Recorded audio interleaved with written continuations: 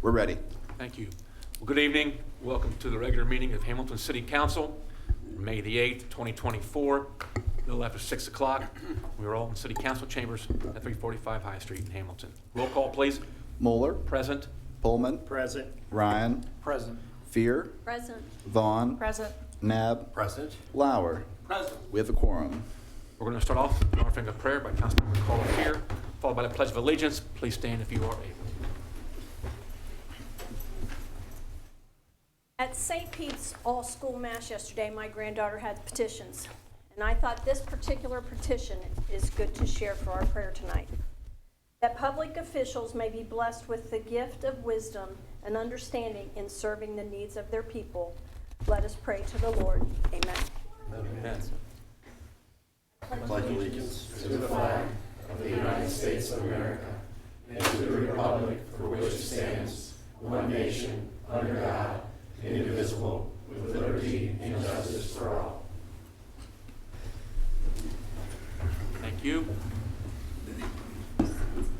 Okay, we have some special presentations this meeting. And we're going to start off with the City of Hamilton Public Service Awards, presented by the Department of Human Resources. Sure. I'll give him this.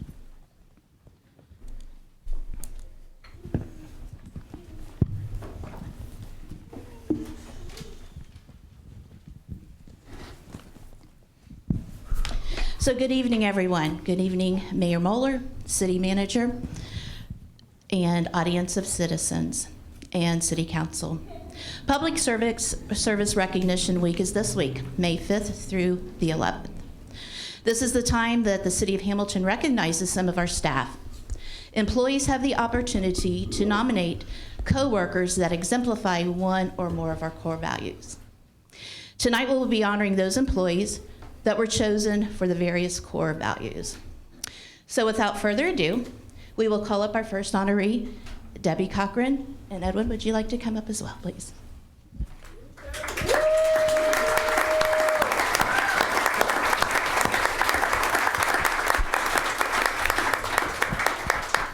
All smiles. So Debbie works in the Utility Operations Department as an Executive Administrative Coordinator.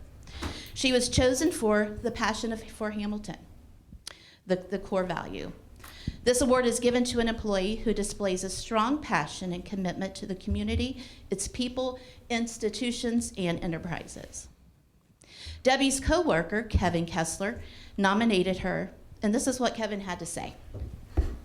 Debbie Cochran goes above and beyond in her role, bringing her passion for serving both the people of Hamilton and her colleagues in the city staff. In 2023, Debbie spearheaded various projects to enhance community engagement with our utilities.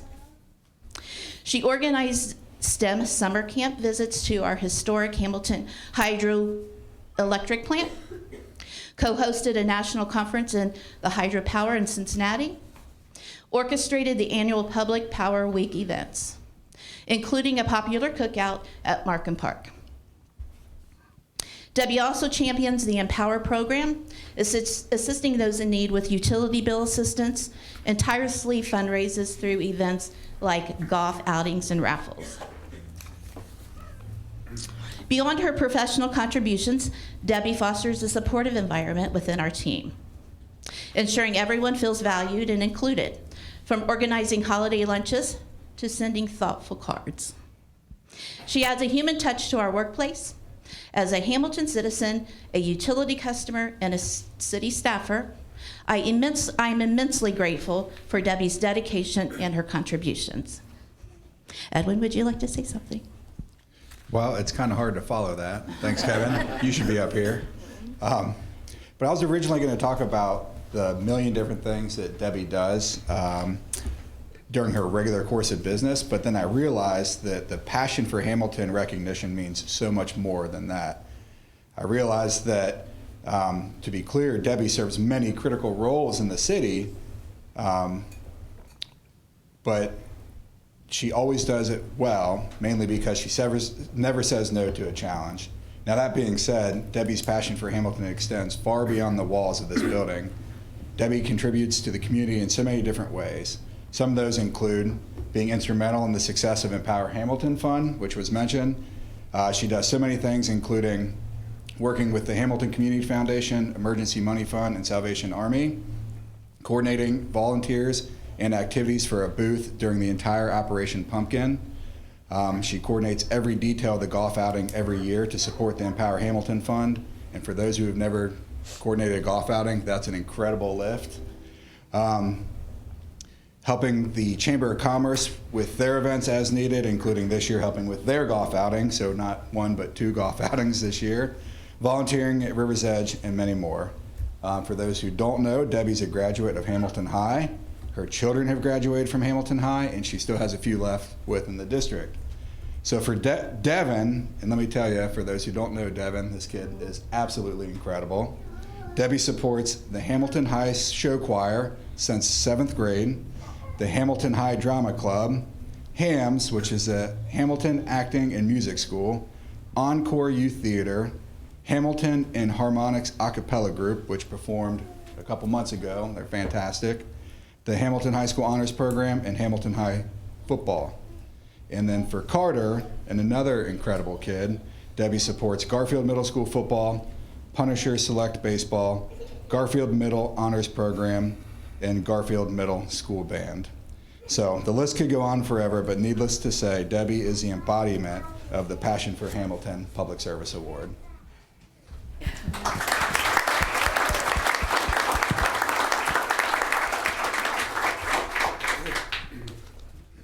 Those are two speeches that are tough to even come close to, but regarding the city team, when something good happens inside this building or outside of the building, she's usually involved in it. Fundraising for like emergency money fund, awareness of the things that this community needs, she goes out and helps the community get. And by the sound of that applause, I think you could be like honor roll and homecoming queen, okay? I mean, all we can do is say is thank you, because we know that when you're doing something good's gonna get done. Thank you. Now, we gotta hear from you. Yeah.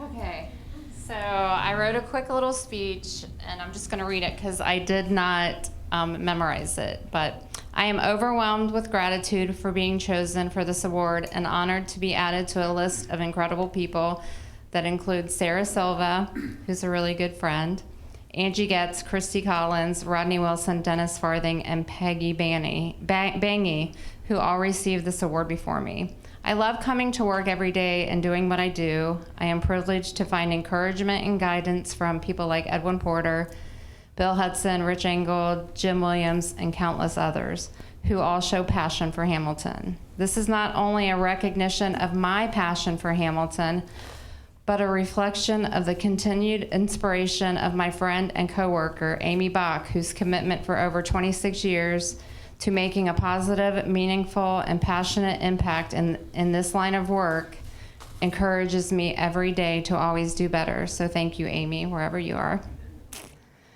Thank you, Kevin, for the nomination, to my family, friends, and coworkers for your support in being here, and to the committee for acknowledging my hard work, dedication, and my passion for Hamilton. I forgot to give to you our certificate of recognition, 2024 Public Service Passion for Hamilton Award. Thank you, Debbie, so much. Thank you, Debbie. Okay. Our next winner for this evening is Mr. Scott Hoover. Rich, would you like to come up as well?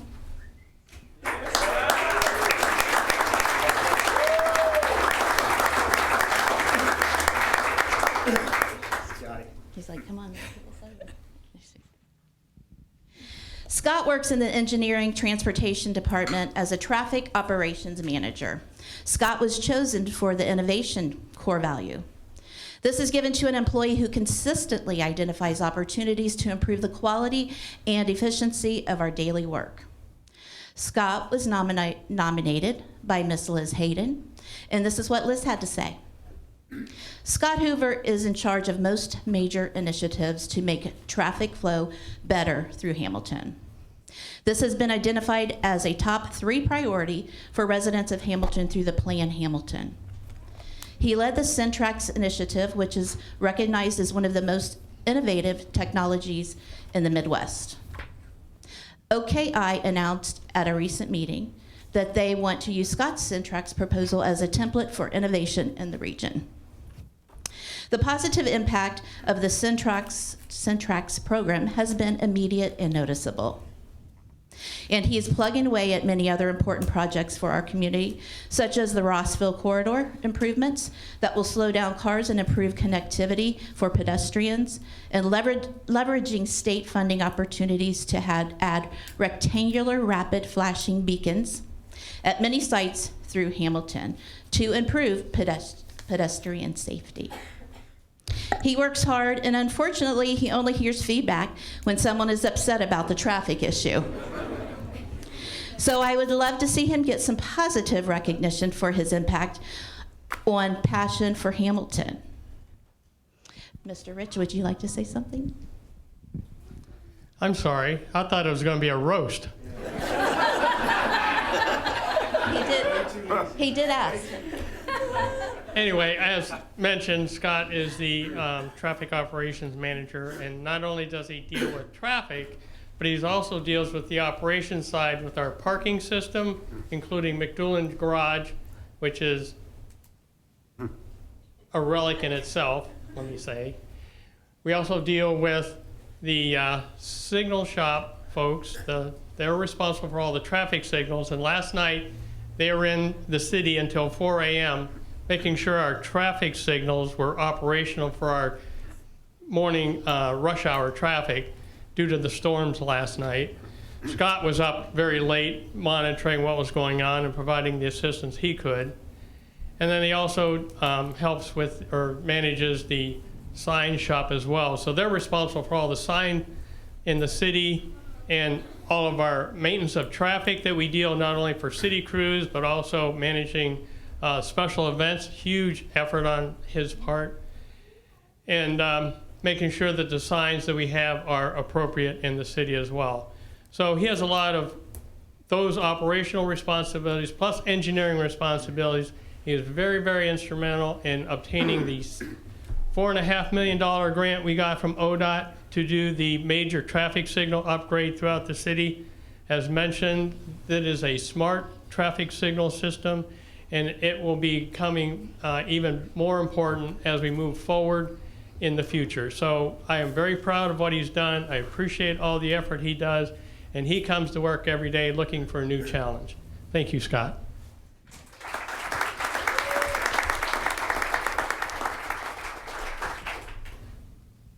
I'll give this to you first and second. Certificate of Recognition awarded to Scott Hoover, in recognition of being selected for the 2024 Public Service Innovation Award. Thank you. Congratulations. Appreciate it. Thank you. Just a couple of words here. Regionally, through the OKI recognition for your application for Centrax, to working with our residents, standing on Ross Avenue, fielding all kinds of questions and some complaints, but just working with these citizens is incredible. I've watched it. To New London Road. I mean, you spend a lot of time on that project. A lot of this is after 5 o'clock, so you know he doesn't look at his watch very often. But Scott, thank you for making our roadways safer, and being innovative, and now you're recognized by your own city team. Thank you very much. Thanks, Kenneth. First of all, thank HR for putting this program on. I think it's a great program. I've had a lot of my employees come up here and receive awards, so definitely appreciate that. A lot of what we do in all aspects of our divisions, we're constantly looking for the most up-to-date technology or products to try to increase mobility or safety or reliability. So, I mean, we mentioned some of the projects, but it's definitely something we look at, and not just me, my staff as well. So I definitely appreciate the recognition and of not just me, but all my staff members. So thank you very much.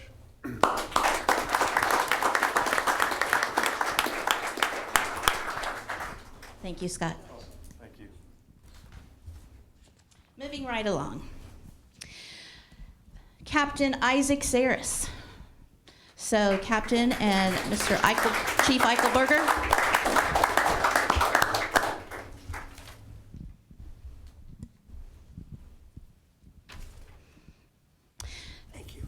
So Captain Saris was chosen for the core value of own the outcome.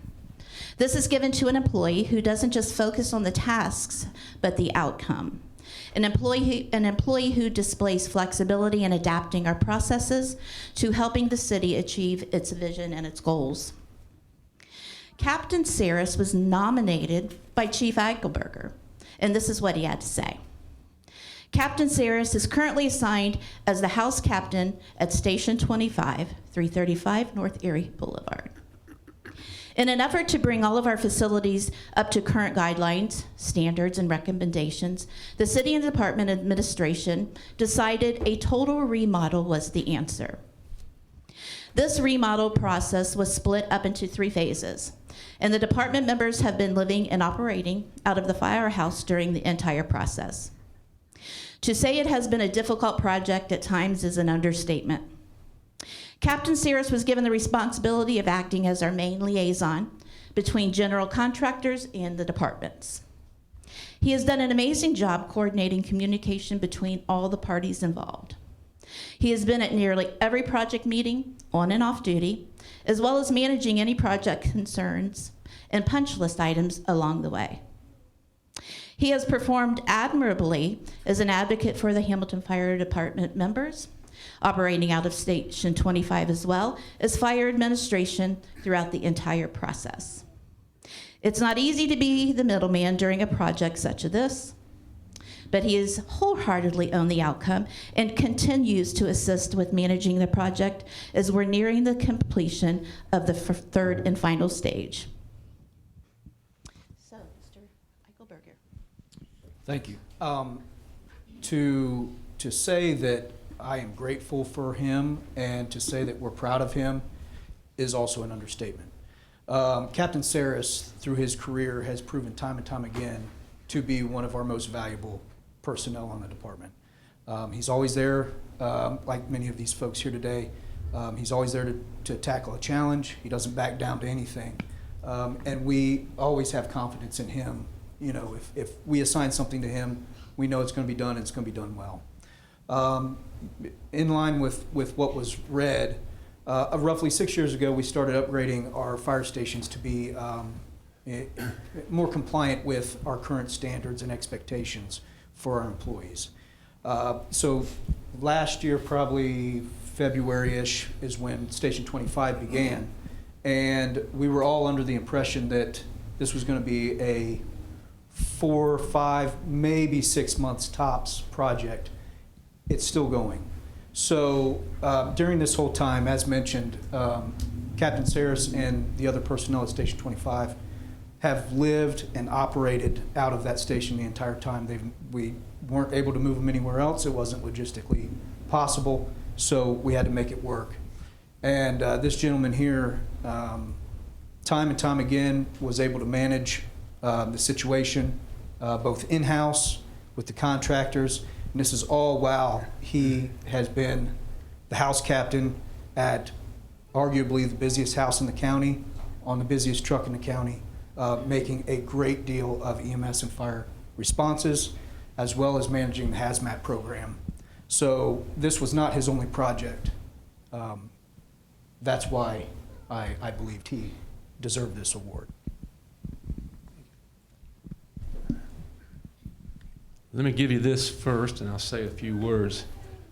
Recognition awarded to Isaac Saris in recognition of being selected for the 2024 Public Service Own the Outcome Award. Thank you. There's been like a theme throughout all these award winners and those after. You don't own the outcome by looking at your watch. You own your outcome by saying, this is the goal, we're going to get it done. It may take a little bit of time after my shift is over with, but the job gets done. So thank you for choosing the Hamilton team. Thank you for your working on these great projects.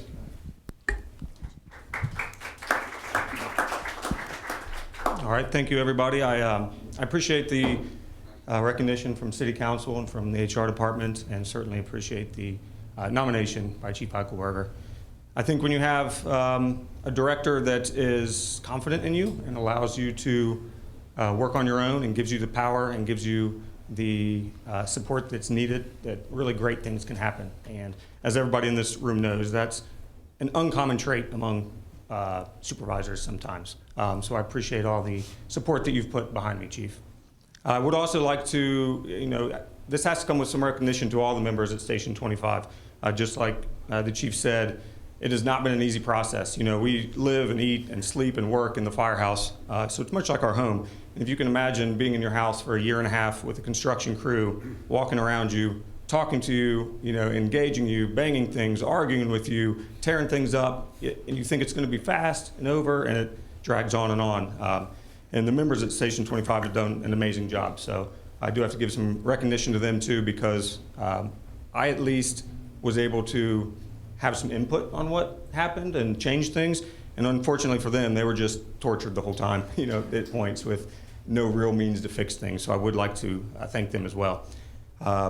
I think if my calculations are right, it was supposed to be a 4-month, maybe up to 6 months. I believe we're up to month 15, and we're not finished yet. So there's still a possibility I could win this again next year, just for the same thing. So don't count that out.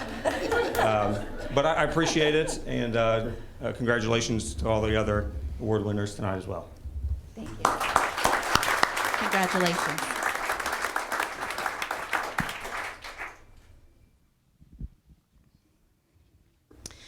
Our next awardee is Miss Sam Schmottel. Sam, would you like to come up, as well as Dave, Mr. Dave Jones?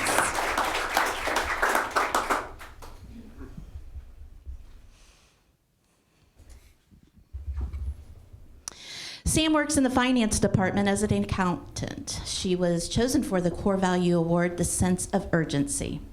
This is given to an employee who displays a consistent bias for action, moves swiftly and thoughtfully, and shows our customers what dedication looks like by exceeding expectations in our delivery of quality services. Sam was nominated by coworker Grant Fields, and this is what Grant had to say. As a part of her job, Sam receives dozens of requests from coworkers throughout the city every single day. Nearly all of the requests Sam receives are urgent, and I observe her fulfilling these requests day in and day out. Some are small, while others have larger financial and/or administrative consequences. I have witnessed Sam jump in to solve a problem and quarterback the situation from beginning to the end without anyone asking her to do so. She has done this on multiple occasions. Sometimes this involves coordinating efforts within our department, as well as bringing in other departments. In other words, if I have a problem, Sam's the first to know. I know that Sam is also not afraid to volunteer. I second that. I've seen her serve as president of her union, work at concerts, and volunteer her time coordinating activities for Women's Day. And I can attest to that. Sam was a big help with our Women's Day that we've had the last 2 years. I know that Sam is also not afraid to volunteer. I've seen her serve as the president of, Sam is also not afraid to take on new responsibilities. She's taken over the insurance for the city and has also decided to further her education by taking classes to finish her bachelor's degree. With regard to insurance, Sam is helpful and responds immediately and professionally to residents who submit claims. She is our liaison between our insurance carriers. This involves heavily sensitive and urgent matters. While it can be said that Sam is doing all of this to further her career, which is impressive by itself, I can say that she is also doing it because she cares about Hamilton and her coworkers. Mr. Dave. So Grant said a mouthful right there, and he hit the nail on the head with it. So Sam started with the city in 2014. This is her 10th year of public service with us. She started in the customer service division, where she was an integral part of the Kayenta billing system and getting that up to speed. As Grant said, when she came up to finance, she jumped right into the property and casualty insurance part of things. She developed a better program for it. She rolled it out. She works with Letitia in the law department. She works with Edwin in the infrastructure group and has done a great job with that. We were so impressed with her that we promoted her to an accountant in 2023. She has since went on, and I believe you expect to graduate this year in 2024 with a bachelor's degree. So congratulations, Sam, it is well deserved.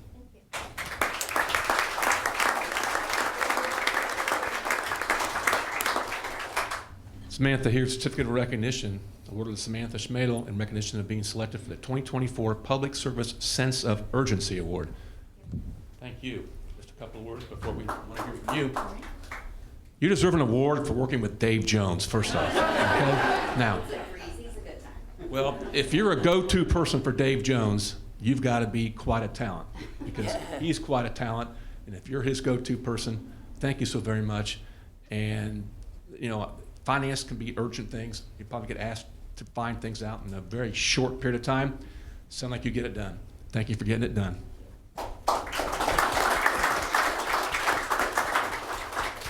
Everybody had such great speeches, so let's see how I do. You'll do fine. First and foremost, I want to say thank you to Grant for his nomination. It means a lot to me that he recognizes how much I do care. Most of you know, if you reach out to me with an issue, your issue is my issue, and I'm going to work to resolve that. It's important to me, and as a team, that's what's necessary to get the job done. I've always been proud to be able to say that I'm a City of Hamilton employee because I believe in our mission and values. Over my nearly 10 years here, I have developed so many relationships with what I believe to be some of the most talented individuals that our community has to offer. I'm thankful to be a part of an organization that fosters a healthy work environment and that has encouraged and supported my education, development, and growth. And I can't wait to see what the future together brings. Thank you.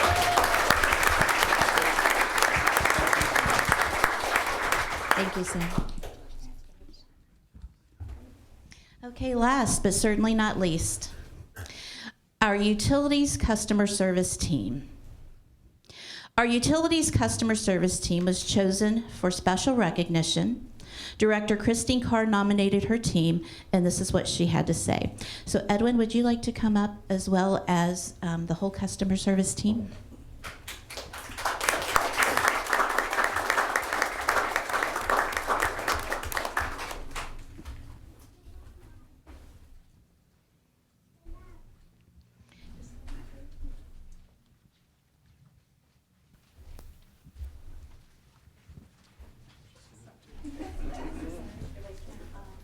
Hey, how you doing? Congratulations.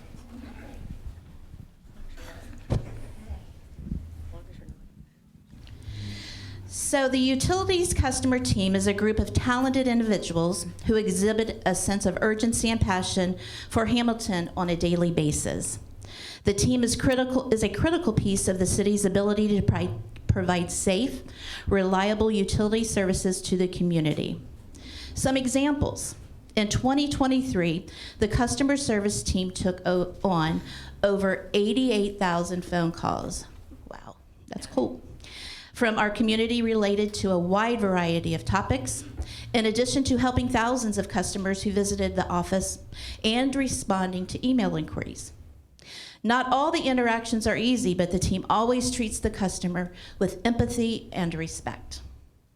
The customer service team has taken on more responsibilities over the past few years, including cashiering, APHIS processing, and the staffing of the customer first desk in the lobby of the city building. The team puts the customer first and strives to provide the best, most convenient service to the community, and has continuously taken on more functions with a positive attitude.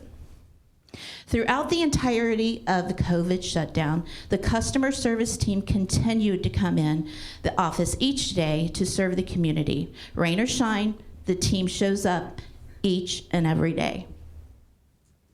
On Green Team Days, you will see many of the members of the customer service team donating their lunch hour to help clean up the downtown area.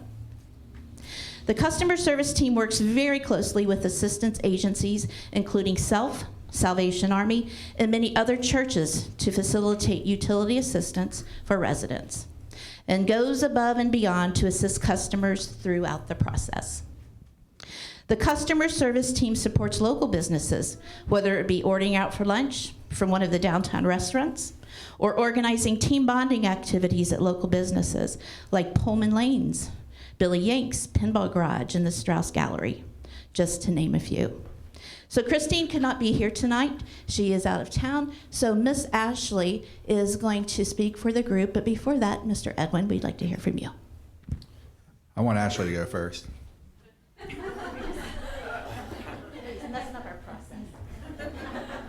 We're deeply grateful for this special recognition, and the customer service leadership team couldn't be more proud of everyone up here. They demonstrate a genuine concern for the welfare of their community, and they're always there to lend a helping hand whenever it's needed, no matter if it's our department or others. Thank you for recognizing our dedication and commitment to providing excellent customer service to the community.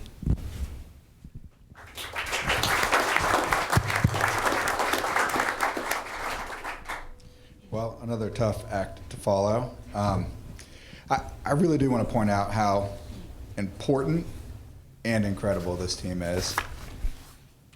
This team is tasked with many immensely hard challenges, including executing the billing and collection of our utility and refuse services. And as stated before, you approach this challenge with professionalism and, importantly, empathy. Understanding that at the core, you are all public servants, and you all are always working towards a mission of serving the Hamilton community at the highest level, and that's clear. People do not call customer service just to chat. They call because they need something. Just this morning, I was walking through the department, and I heard Pam on the phone saying to a community member, "I can help with that." And I thought to myself, what a simple yet impactful statement. I can help with that. That's why they call. Additionally, this team represents the entirety of all the great work that the Department of Infrastructure does on a daily basis. There are around 275 people who work for the department, many of which perform tasks behind the scenes in plants, obscure areas, and who rarely interface directly with the public. Last night was a great example, as Rich mentioned. While most people were hunkered down watching the storms blow past, we had countless individuals monitoring for flooding, power outages, streetlight outages, fallen trees, down wires, and other issues. As soon as we were made aware of issues, teams dispatched in the dark and the rain, working through the night to restore services as soon as possible, most of which were completed prior to most individuals going into work for the day. This customer service team represents all the work that these individuals do. How this team interacts with the Hamilton community directly impacts how the totality of the work of our department is perceived. Many thanks to each and every one of you that are here tonight, and for those who couldn't make it. I could not hope for a better group to represent our department and our city.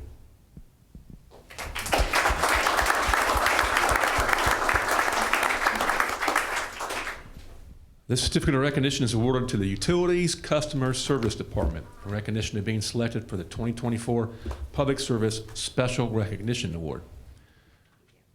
Now, there's this phrase I hear sometimes, we're with the government and we're here to help you. But you know what? I hear what you folks do, because I talk to some citizens on the street a lot, and they say, well, I had a problem with my utility bill, and they connected me to blank. They were able to help me out. They helped me find a solution to my problem. And you folks do go face to face, ear to ear, and that's not easy.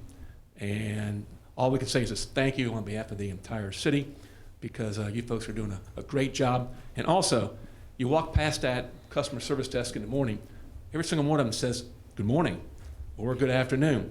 And that'll put a smile on your face if you're even having a rotten day. So you make all of us smile and helping people out with their problems. Thank you. Thank you very much. Thank you.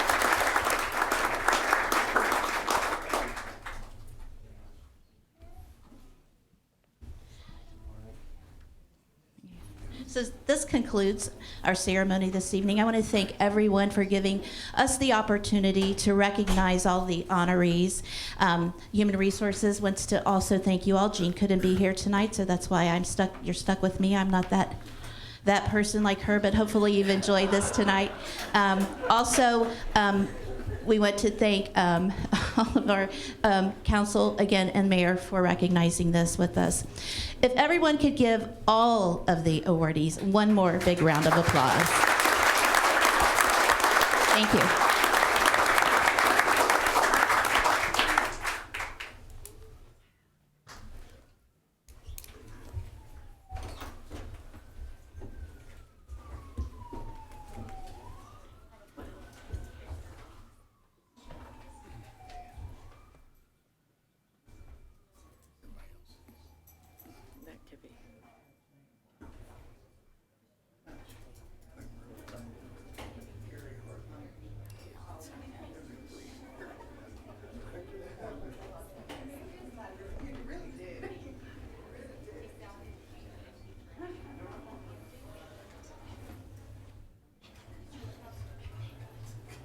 Mr. Mayor, Please. while we're sitting for a moment. Yep. The pride that all of us on city council have in our city and the city team members. You hear us say from the newest staff member that might be roughly 700 and the list of team members that work with the city all the way up through our city manager and those dedicated team members throughout the organization that help us grow our city, help us serve our customers, and are responsive. We heard about the storm last night, and people up until 4 o'clock this morning ensuring that at 6 o'clock when the sun was coming up, that people could leave their homes safely and move about the city safely. People were out removing trees, fallen debris. People were out ensuring street lights were on, the light system throughout the city, the signage throughout the city, some of those toppled over, and the crews are out first thing this morning resetting stop signs and things like that. So none of us take it lightly, and it goes on every day, 365 days a year, that our city is responsive to the customers we serve, to all the residents and all the businesses here. So again, it was worth a note while we proceed with our meeting tonight, just to commend everybody, not only the awardees tonight, but every single person that works for the city of Hamilton. Thank you. Thank you, Councilmember Nab. Okay, we next have Public Works Week proclamation. We have Dan Arthur with us.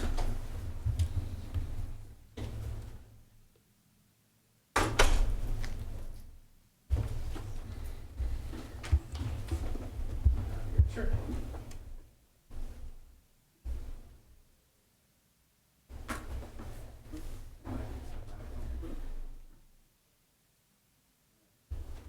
It's not karaoke. I want you to tell us about Public Works. So, why is that important that we recognize Public Works? right. I try not to take the mass exodus that happens every year when we do this personally, because we have the Public Safety or Services Awards almost every year the same time we do this proclamation. So it's like everybody's here. I'm like, oh, they're probably here for Public Works Week. Not so much. But all joking aside, this is the 64th annual National Public Works Week, which is the 19th through the 25th of May. And it's just, it's a way to pay tribute to all the public works professionals, engineers, managers, employees throughout the country. American Public Works Association puts that on. And it's just a way to say thank you to everybody that brings that quality of life to the world. And the funny thing that I looked up was this is the 7th year that you've read this proclamation. The theme this year is advancing quality of life to the world. And that's been in the last 7 proclamations before this was the theme for this year, so it's fantastic. But that means we're leaders. Right. Well before it came. But anyways, that's the theme this year. We're going to do the annual touch a truck fill a truck thing again, working with Serve City. It's had to pivot a little bit. We can't be in the schools because of the week where it falls. It's like right into school and right before Memorial Day. And Surf City wasn't sure they were going to be open there for a little while. So we worked it out with them to get in half a dozen churches to help out with that and still be at Kroger working with Meyer and still get to donate to them. So Thank you for doing that. Okay. Also the mayor proclamation, whereas the mayor, city council, and city administration, the city of Hamilton, Ohio, are honored to give recognition for the week of May 19th, 2024 in support of National Public Works Week. And whereas public works professionals focus on infrastructure, facilities, and services that are of vital importance to sustainable and resilient communities and to the public health, high quality of life, and well-being of the people of Hamilton, Ohio. And whereas these infrastructure facilities and services could not be provided without the dedicated efforts of public work professionals who are engineers, managers, employees, and customer service professionals from Hamilton local government, who are responsible for rebuilding, improving, and protecting our city's transportation infrastructure, public buildings, and other structures and facilities essential for our citizens. Whereas it is in the public interest for the citizens, civic leaders, and children of Hamilton to gain knowledge of and to maintain a progressive interest and understanding of the importance of public works and public works programs in Hamilton. And whereas the American Public Works Association has celebrated the annual National Public Works Week since 1960, the year 2024 marks the 64th annual National Public Works Week sponsored by the American Public Works Association and the Canadian Public Works Association. Therefore, I, Pat Mueller, Mayor of the City of Hamilton, Ohio, and Hamilton City Council members, hereby designate the week of May 19th, 2024 as National Public Works Week in the City of Hamilton, Ohio. And we urge all people to join with representatives of the American Public Works Association and Hamilton government agencies to pay tribute to our public works professionals, engineers, managers, and employees, and to recognize the substantial contributions they make to protecting our health, safety, and quality of life. In Hamilton, thank you, Public Works. Now, I mean, you guys also go 365 days a year, 24 hours a day when something happens. And that's, they hear the call and they go. And thank you for doing that. I want to say thank you for coming back to Hamilton, Ohio to work too. Okay? Couldn't be any happy to be back. Thank you. We didn't order up the storm last night just to add a little spice to this. That just happened. That's a coincidence. Thank you, Dan. Thank you.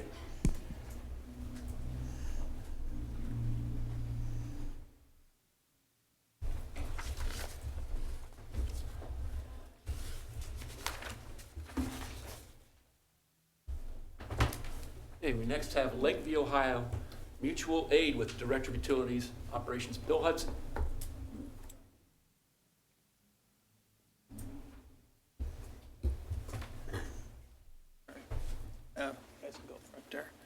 Mayor, members of council, citizens of Hamilton. I'm here today to bring recognition to some line crews and the mutual aid event that we responded to on March 14th. On the evening of March 14th, the village of Lakeview, Ohio was struck by an EF3 tornado that destroyed a large portion of the village's electric system, as well as numerous homes and businesses. Lakeview was unable to immediately call for mutual aid following the tornado, as the damage required search and rescue efforts throughout the town. Tragically, 3 deaths resulted in numerous injuries from this tornado. Okay, just a few little facts about Lakeview. Village is a population of 1,184. Total area is 0.72 square miles. A very small village. It's located in Logan County, Ohio, on Indian Lake.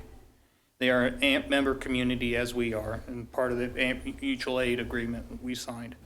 Their electric department consists of a line superintendent, which is a journeyman lineman, and 2 apprentices. That is their entire staff. Okay. The request for mutual aid came to us Friday afternoon, about the close of business for the linemen. Line crews were deployed on Sunday, March 17th to Lakeview.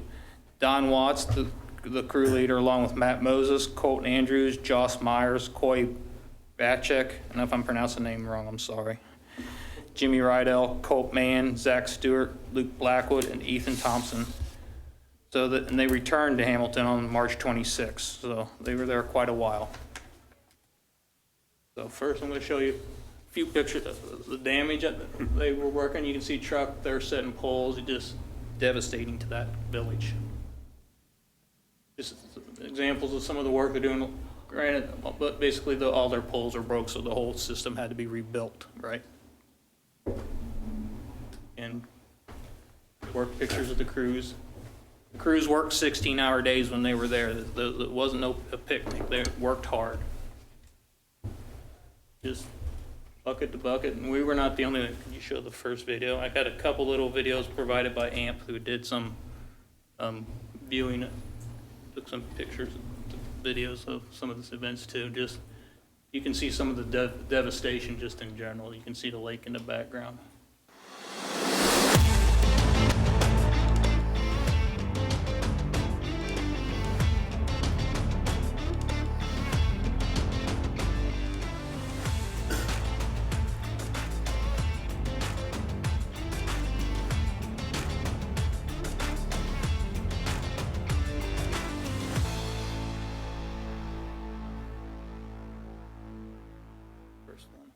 Just to show you a little bit of the work that they performed in those couple weeks they were there.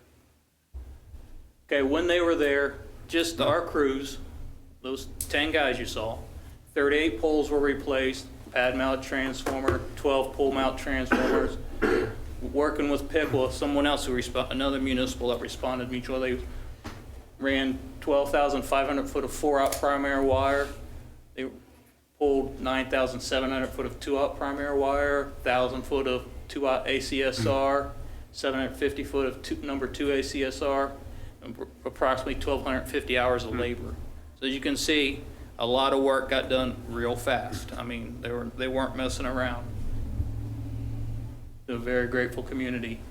Chad Colbert, the senior circuit rider and general safety coordinator for AMP, sent this letter to Donnie and us.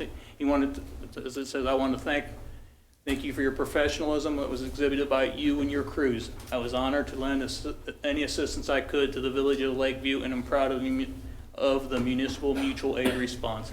I was impressed with your organization and the crews, the equipment that assisted. Your leadership and dedication was fantastic and refreshing to see. Hopefully we will have a chance to chat and even work together again. So as you can see, our crews are highly respected by other members of the AMP community, and that they represented the city very well with the amount of labor they did and how they did their labor. They're all not here today because the Hanover facility was struck by lightning last night. So that's the one facility in town that's still not completely recovered from the storm last night. The service got hit, so we're still getting power back onto our own facility. Okay.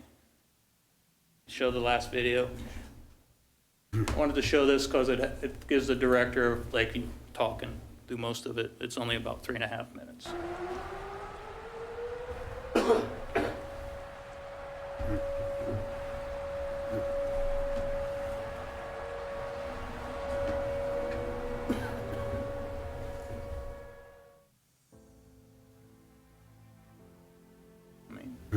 Thursday evening when the tornado was happening, and once I got word of how bad it was going to be, I placed a call in to our green sector mutual aid coordinator and pretty much told him I didn't know what I needed, who I needed, or when I needed them, but we had a lot of damage and we was definitely going to need mutual aid. Came in Friday, assessed everything, started with small crews, and pretty much within a little while there had been some calls made, and we had crews from Hamilton, Jackson Center, Lebanon, and Pickwa come into town to help out. Here in Lakeview, they got hit extremely hard. Just devastating to see all the homes and businesses just torn apart and thrown everywhere. We've been working a lot with other municipals like Lebanon and Hamilton, Jackson Center, just trying to get the main lines up, and then we're branching off from there to try to get the single phase lines, trying to pick up as many customers as possible. Whole lines were ripped down through the town because the damage is so bad. So, I mean, anything and everything in line work we're doing right now. Before my role here, I was out in the field, and I've been to storms on mutual aid all over the place. Hurricanes, tornadoes, ice storms, what have you. This is my first time on this side of the storm. It's quite a bit different, but to have that resource and make 1 or 2 phone calls, and the amount of people that want to come help is overwhelming. Just being able to come out and help people when they've had the worst thing possibly that's happened in their life, lost homes, I mean, stuff like that, even lost loved ones at times. I mean, it just means a lot doing stuff like that and helping people out. So mutual aid is a great thing. Every lineman enjoys doing it. Being able to help out their neighbors, helping out other communities, and just to get out and be a first responder to help your neighbors. Everything that's been done and all of the help that we've received for everything, every part of it. You know, labor, material, food, help, moral support, everything. It's just, it's amazing, and we're thankful to have it.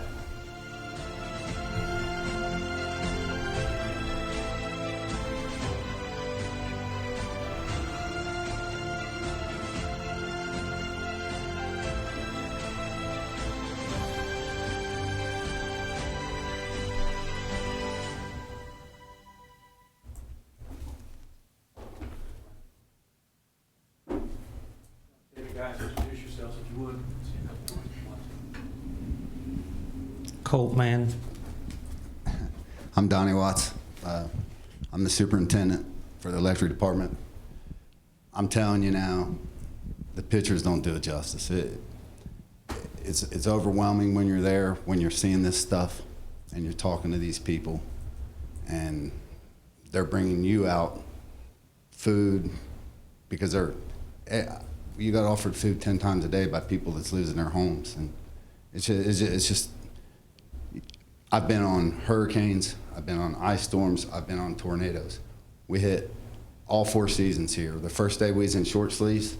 The next day we woke up to 1.5 inches of snow. And then it turned to rain, well, ice first, and then rain, and then high winds. Am I wrong? It was awful, awful conditions. And then it went back to warm, and it was just very overwhelming. And I'm telling you now, I told Edwin, I told Bill Hudson, I couldn't be any prouder of the team that we took up there, and my guys.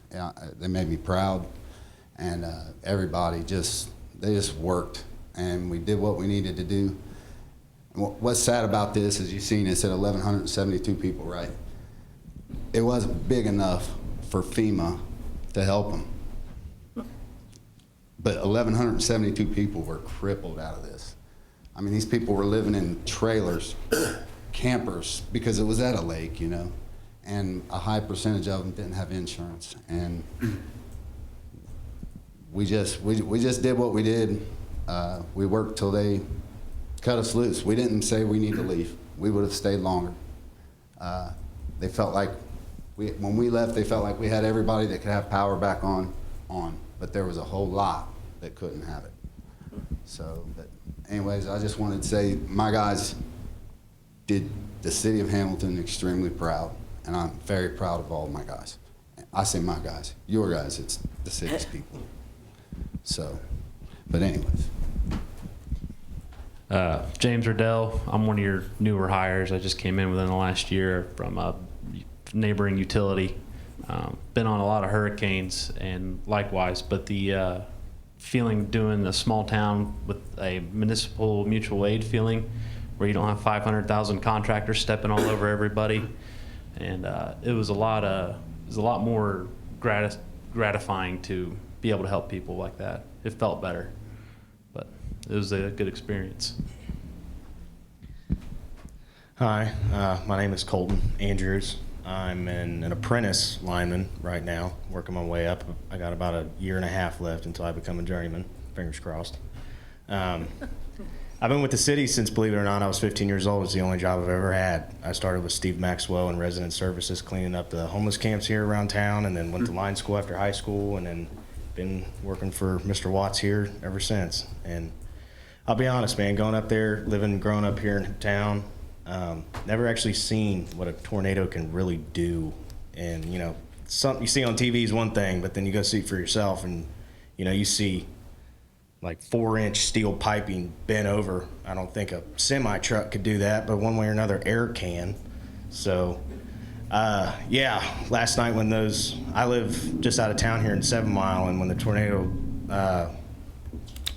signals or whatever started going off, I'll tell you what, it turned my stomach a little bit, you know, I mean, but being able to go up to Lakeview, getting that experience, especially as a young guy, and it humbles you, and it's a lot of good work, and a lot of the guys from the other departments we hung out with after we got off back at the hotel, and everybody was super cool, and everybody got along, and like Donnie said, man, it was every 5 or 10 minutes somebody would pull up, like, hey, you guys want something to drink or a hot dog or a cheeseburger or something? And it's like, man, Ant's been feeding us well, so no, I think stomach's still full from breakfast, you know, so yeah, I appreciate the opportunity to be here as well, so that's all I got.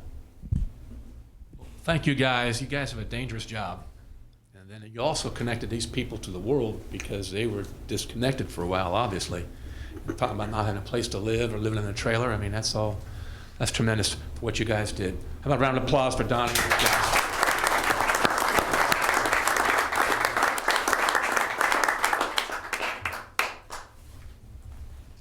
All right. Thank you, guys. Thank you.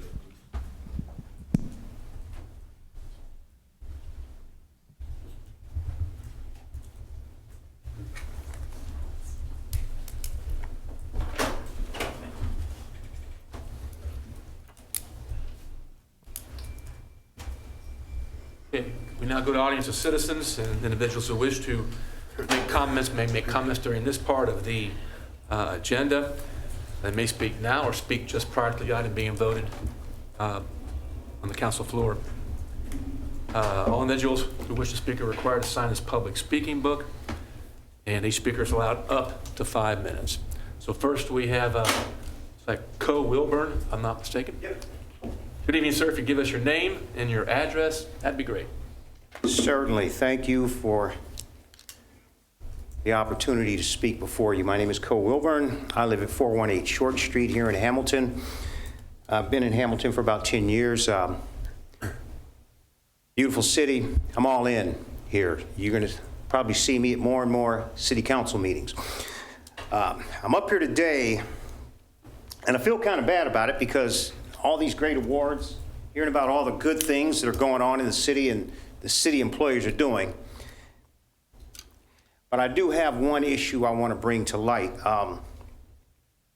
It's come to my attention through 311. I filed a complaint about a pool that had stagnant water and some tires, a yard full of tires. And my concern was it's mosquito season coming. And West Nile virus was discovered in Hamilton County last year. And so, of course, I sent a 311 request in to maybe address this pool with the stagnant water. I'm going to read you the response I got through the 311 app. And this was the second time that I sent this same resident, this same address in, and it says, like I previously stated, unfortunately, there is no section in our code for pools. However, that doesn't mean that we cannot at least try to reach out to the property owner and ask them if something could be done. It goes on, as for the tires, like also previously stated, since there is no access to the backyard, when I reach out in regard to the pool, I'm going to ask them if they'll remove the tires. I found this kind of shocking. Certainly, standing water is a public health issue. The fact that I was told that there was nothing on the books in the city regarding that, it kind of surprised me. I did get a call from Sarah Silva, so I want to give her credit for following through on this. I had a conversation with her yesterday. She followed through, and apparently there's something on the books with regards to breeding areas for insects or something. I haven't been able to speak with the gentleman. As I said, it was late today when I heard from Sarah. But my concern is that Hamilton's growing. Hamilton's got a lot of things going on, spooky nukes, new hotels, more and more people coming in. The last thing Hamilton needs is to be known for a West Nile virus outbreak. So I'm asking the council if they could look into this, and maybe there are plenty of municipalities with items on the book with regard to standing water or flowering water, as it's also referred to. Doesn't have to be anything complicated. The other part of this is that I'm told, it seems reoccurring, that what I hear is that, well, that's private property and there's nothing we can do. So if you do, when you do enact an ordinance, it should have some teeth. I know that if somebody's yard is 12 inches tall and you guys send a notification out to them to mow their yard and they don't mow it, you send a crew out there to mow their yard and then you charge them for the work. That's private property, but you're still going out there and dealing with it. So I don't understand when I hear a comment that, well, it's private property, there's nothing we can do. As the city leaders, certainly there's got to be something you can do. I'm sure that nobody wants this West Nile virus outbreak to occur, and I can't sit outside my house at dusk. I can't enjoy my backyard when the sun starts to set. Last year, it was that way. The year before, it was that way. As I said, I've been here 10 years. This is an ongoing thing. But this year, I finally got a response, and this is what the response said. Needless to say, it was a little bit alarming. I want to thank you for your time. Again, I hate to rain on the wonderful works that have been highlighted today and the wonderful people that are in the city, and I'm sure that bringing this to light, you all will move on it. I'm confident in our city council. I want to thank you all for your time. I appreciate you listening. Thank you. Stay there for a minute. Mr. City Manager, can we have somebody take a look at that and report back to him? Yeah, absolutely. I made some notes here and Good. be in contact, Mr. Thank Wilburn. you. Thank you, sir. Next, I have Kelly Hammonds.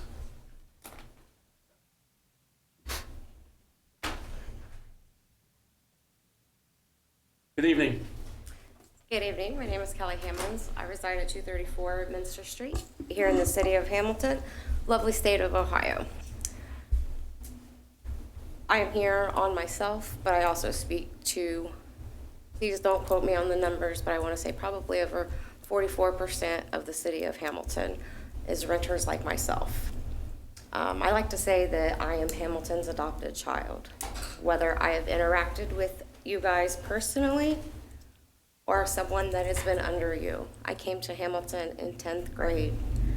I was the person that no matter what, when everybody gave up on, there was always somebody in this city to say, Kelly, giving up is not an option. You could normally find me out on the streets, advocating, helping homeless, helping those with mental health and addiction. I am advocating for a different reason this time. So I am a renter. I am also an addict in recovery. I also have a record. There is lots of programs. I do help pair with resources in the community. We're asking people to come and, buy houses and fix houses up. We're inviting people into our community. What about the renters that are already here? I have lived in my house. That is the only place in my 45 years of living that I have lived for over 2 years. I've been to 22 different schools. That's not including the colleges that I've attended. Pretty resourceful. Mentioned that I was an addict and I had a past. My house is up for sale. I did not get the option to purchase my home or even work towards that home ownership. Say someone's coming to look at your home. I'm not the only person. A lot of people think that the people out here that are homeless are just addicted or have mental health issues. There's people that are unreported and undocumented homeless because they are sleeping in their cars because they did have stuff. They do have jobs. They do have a life, but they're sleeping in their cars because people came in. And yes, I get it, houses need to be fixed up. It needs to look nice. With those income, we live in a middle-class city. When you're coming in and you've got a person, I've been okay because I have people that support me and encourage me to do better in my life. But there is over 16% of a poverty rate. Yeah, we're at 16.9. Don't quote me on those exact numbers. That's higher than the national average. I beat that statistic with the help of the city of Hamilton. I don't receive public assistance. I don't receive any of that. But I can't get any help purchasing a home in the amount of time that is needed. I think that when you have long-term renters, they should be offered to purchase their home because just because we do not own that, I've invested into my community, my neighborhood, to the point where if I move, my neighbors are moving. Why don't you go get a traditional loan, Kelly? Sometimes it takes, if you've ever bought a house, I'm going to tell you, I just sold my parents' condo in 3 days.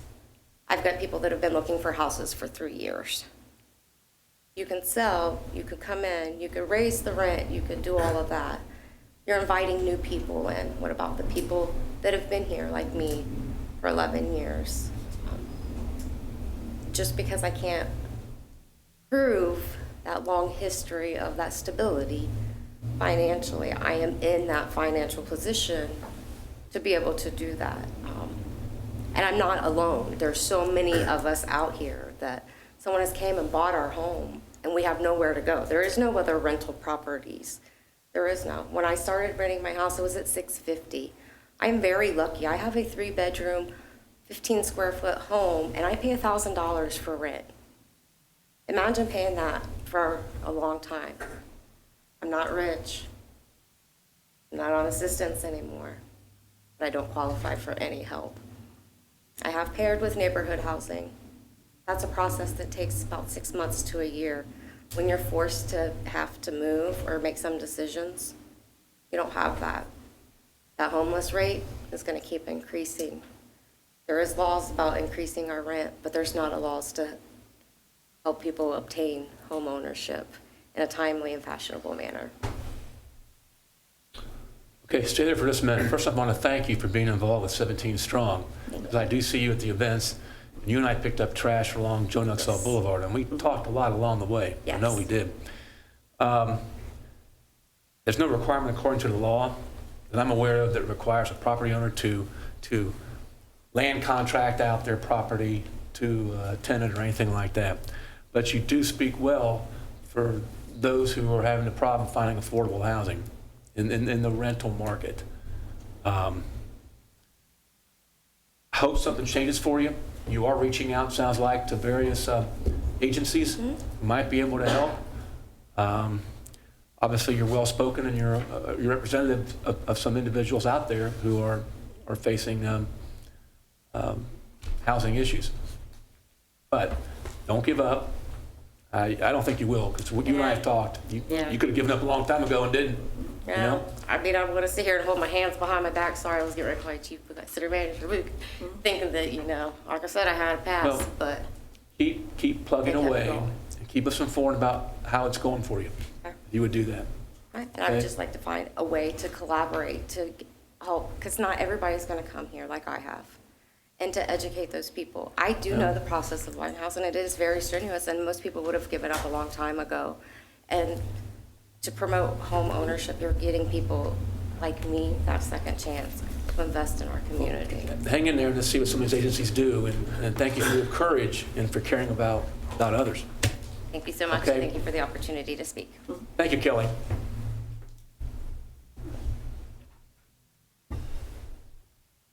Edwin? Mayor, if I say anything, could I wait until the issue is discussed? Sure. Yeah. That is number 7 on the caucus agenda, and I don't think there's an actual vote tonight, is there? I don't think so. Nope, I'm almost positive there's not. It's for Okay. the next meeting, I believe. 2 meetings. Kind of unique for a citizen to talk during caucus agenda. Usually that's a little bit different type of, can you talk now and inform us before somebody speaks about what's on your mind? Can you do that? I could. Okay, great. Come on up to the podium, sir, and give us your name and your address.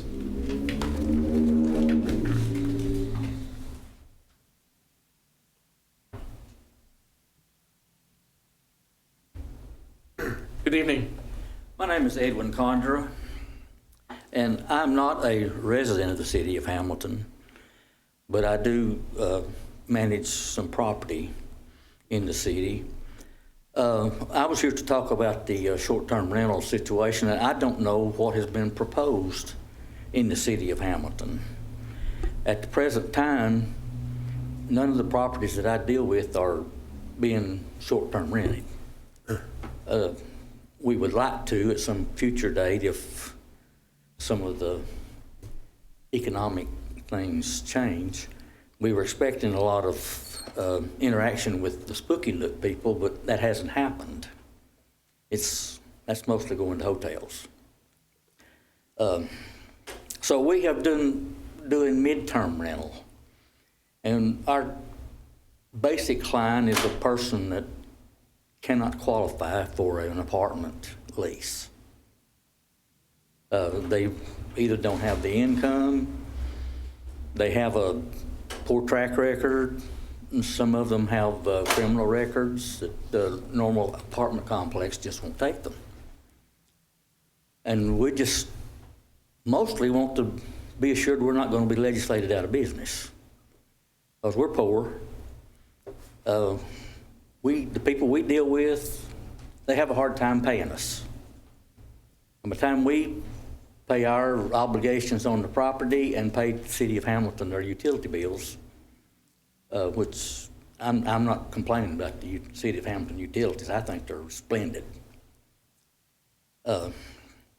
But that's mostly our concern, is that y'all are not considering something that will just put us out of business in the matter of regulations that a small businessman just can't meet. We can't do hotel type regulations. We can't conform to them, where you have to have $10 million insurance. Since we were in the short-term rental business, and we are in Oxford and Trenton there, and we have coverage from the online travel agencies like Airbnb and Expedia.com, Booking.com, and Google Rentals. They cover us for Airbnb for $3 million, Booking.com for $1 million, Expedia for $1 million on liability. But if we had to buy a policy, we couldn't, and we'd be out of business.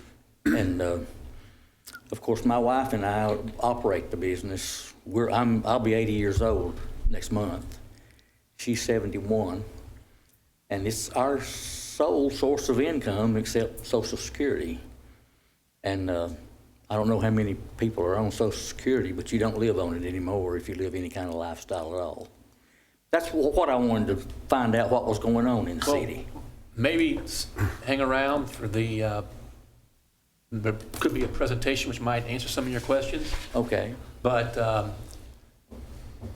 can you give him your card by chance as being like maybe a connection? Yeah. Or maybe he can send to you a connection with the best person to give you some material on it. Okay. Thank you very much, Mr. Mayor. Thank you.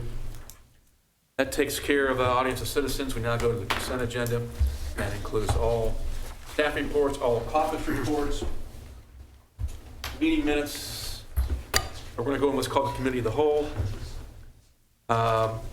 Allows time for council to ask questions and get some answers and be able to comment on certain of these caucus agenda reports.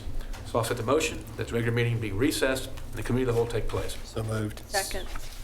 Motion made by Vice Mayor Pullman, second by Council Member Fear. All in favor, please say aye. Aye. Opposed, same sign. Hearing none, that motion is carried. We go into the committee of the whole at 7:18. And you lead us through the caucus agenda, please, Mr. City Clerk. Yes, sir. Our first three presentations will be presented by our Law Director, Ms. Letitia Block.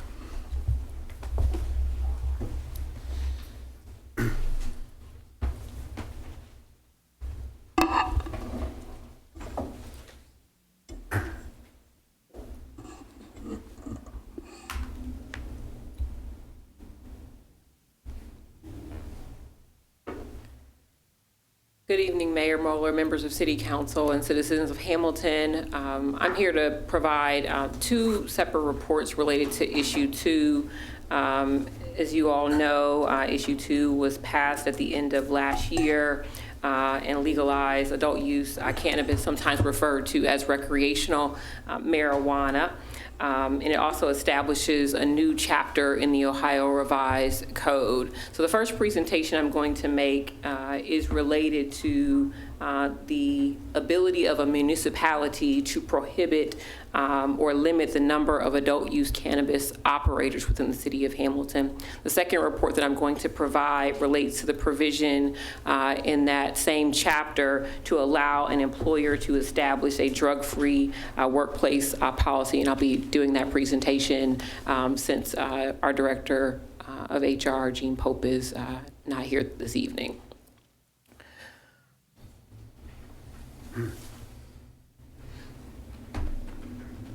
All right, so Ohio Issue 2 was passed in November of last year.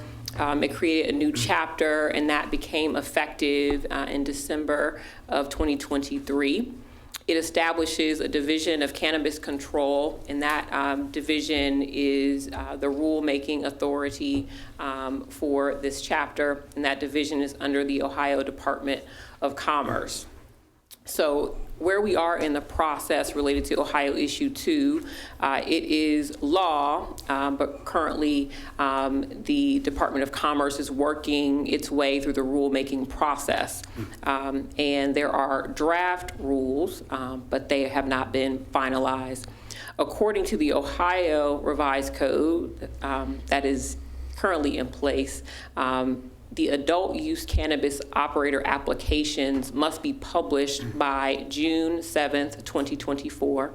That's in the law. And then licenses must be issued by September 7th of 2024.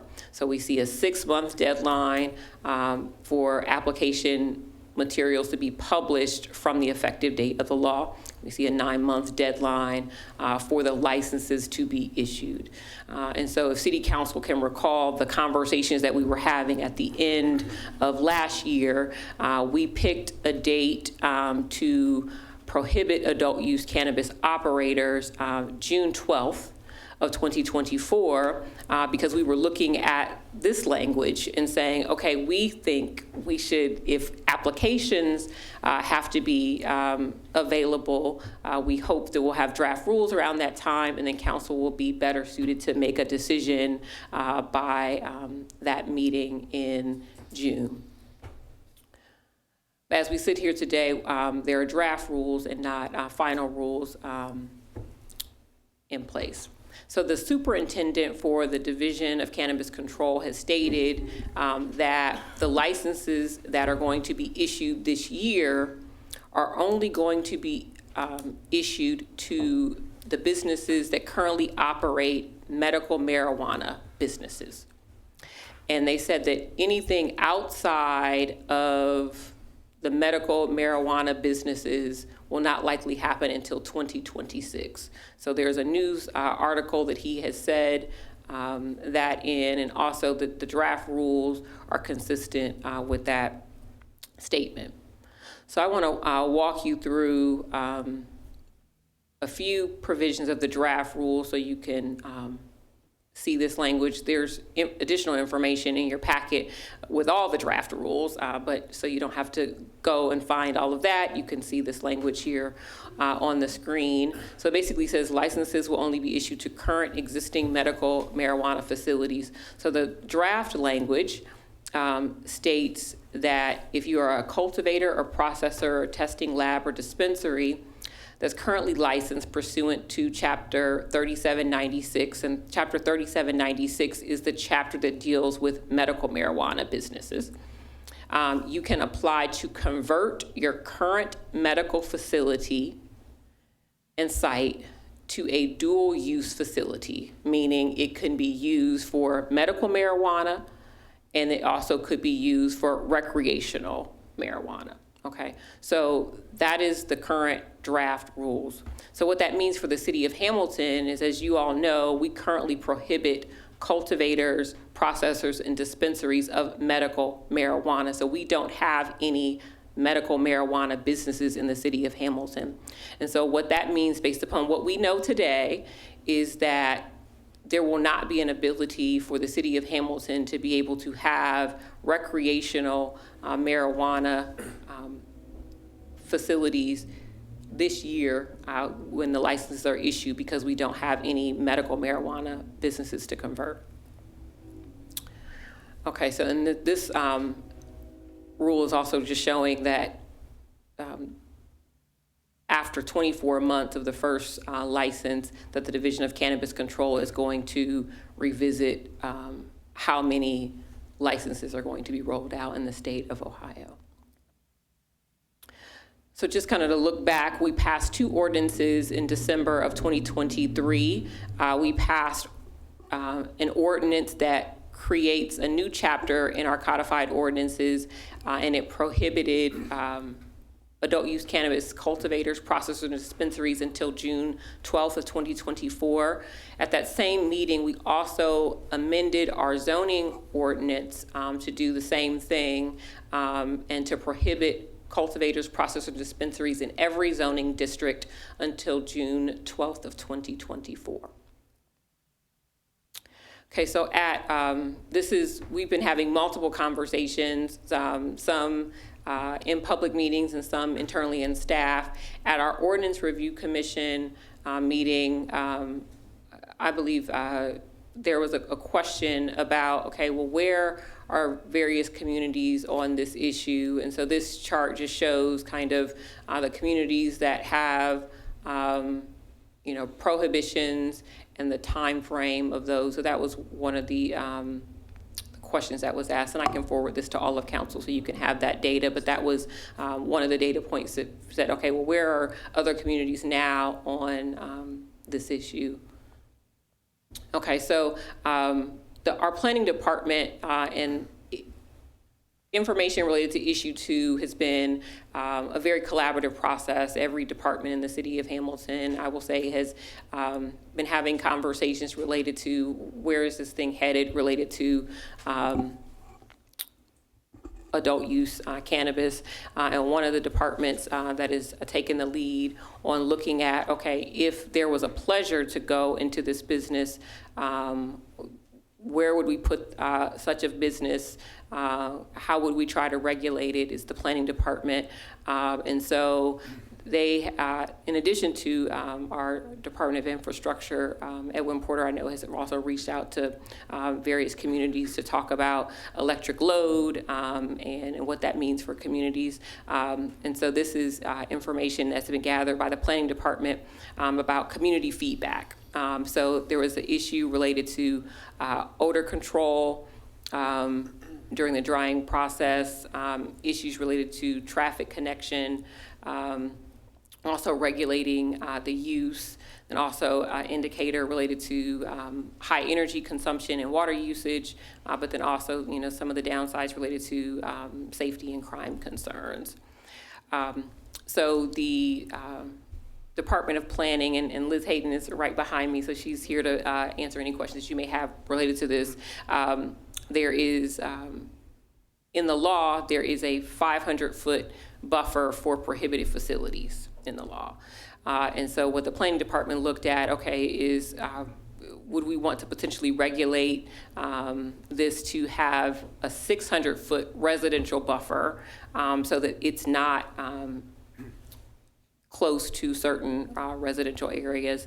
And so they put together a map. In addition to that, city staff identified a couple of locations in the city of Hamilton.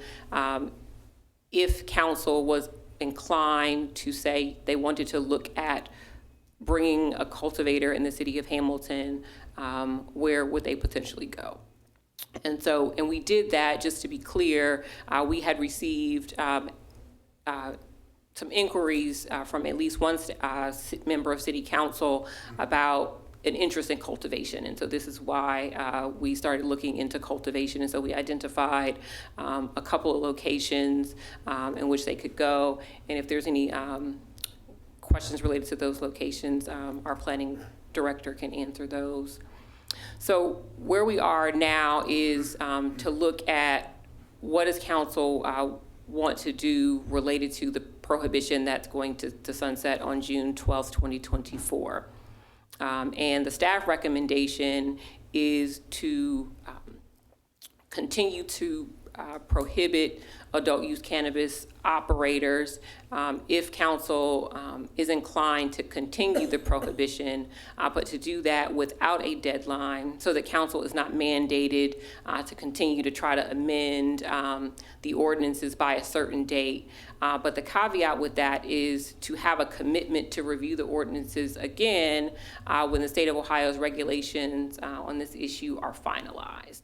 And so we are, committed to doing that and intend to also put that language in the draft ordinances that will be before you at the next 2 council meetings so that you know that staff is committed to that.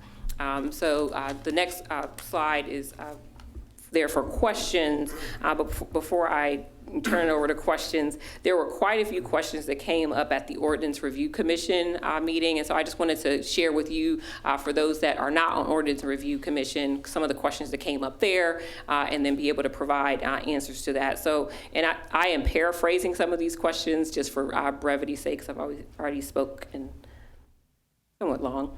Okay, so one of the questions was, can the city of Hamilton change its position on prohibiting medical marijuana cultivators, processors, and dispensaries? So the answer to that question is yes. So if council wanted to decide to take a fresh look at its position on medical marijuana cultivation, processing, and dispensing, we have the ability to do that. Different question was, if the city of Hamilton allows medical marijuana cultivators, processors, and dispensaries, will the city of Hamilton be able to bring in an adult use or recreational cultivator, processor, or dispensary now per the draft rules? And the answer to that question is no, not based upon the draft rules. Okay. The other question that was posed is the Department of Commerce currently issuing medical marijuana licenses? Answer to that is no, not per the Department of Commerce's website. They're not currently issuing those licenses. And then, and Liz's was just at the Planning Commission just met on this on Thursday of last week. And so I am synthesizing what I believe to be the question, but Liz can attest to this. The general question was, okay, if council passes a prohibition on adult use cannabis cultivators, processors, and dispensaries without a date, will city administration report back to Planning Commission after the Department of Commerce Division of Cannabis Control finalizes its proposed rules? And the answer to that question is yes. City administration will provide an update to Planning Commission, ORC, and City Council after the rules are enacted. And so we will put that commitment. And in fact, when Planning Commission passed its recommendation, a part of the report that's in front of you, which is different from the one that went out in the packet, is that the recommendation is made, but they want it to be revisited within a period of not to exceed 3 months after the ratification of the state of Ohio regulations. And so we will honor that request. So that's the last of the questions. Are there any other questions on that issue? Oh, I remember. I have some questions. I'm frustrated with the state of Ohio's process of getting issue 2 across the line, first of all. Sorry, Mr. Mayor. Oh, no, my gosh. Ask questions, man. I was in hope that legislations would have been worked through in a more efficient manner when it was voted in by the majority of the people. The numbers of voters that came out for this was astronomical compared to other years. This issue was important to our voters across the state as well as in Hamilton, and the numbers of how it won, going through the process. I think it was 63 to 37 or something like that. I struggle with the words prohibition, especially when it was voted on through the people. I fear that we will get behind this in other municipalities. I do. I don't know how we word it. I don't know how it goes through, but I do fear the words prohibition. I think there will be things pushed through quicker than 2 years, in my opinion. I think that people who have medical marijuana licenses are the only ones to be able to have this and continue to and go into recreational sales and stuff. I don't see where that's. I see some legalities coming through in recreational marijuana being pushed sooner than 2025. How can we? What happens? We have a prohibition. What happens if it does go through earlier than 2 years that they were going to hold off on? What happens? How quickly can we organize? How quickly can we get this through? And is 3 months too late if other municipalities, competing municipalities, go after some of the companies that will produce this, the industry that will produce this? That is a concern of mine that we'll be behind this. And I speak strongly on this, not because I'm necessarily for marijuana's uses. But I think Hamilton is unique in the fact that we own our own utilities and the potential for revenue being generated gives us a strong foothold in getting ahead of some of the issues that we face in our city, such as underground utilities and streets and things like that. And I just don't want to be behind it.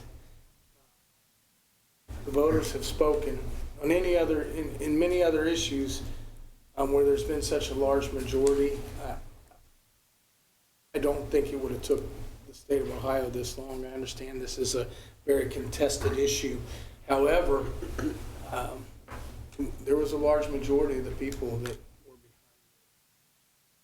So help me to understand what would be the process if somebody does, if the state does decide to go to push through issue 2 and complete it, and talk me through the process. What happens? Yeah, I mean, so I will tell you that the amount of staff hours that have been devoted to this issue, we're far ahead of it. Oftentimes when we're asking questions of other communities, nobody has even, thought about, the issue.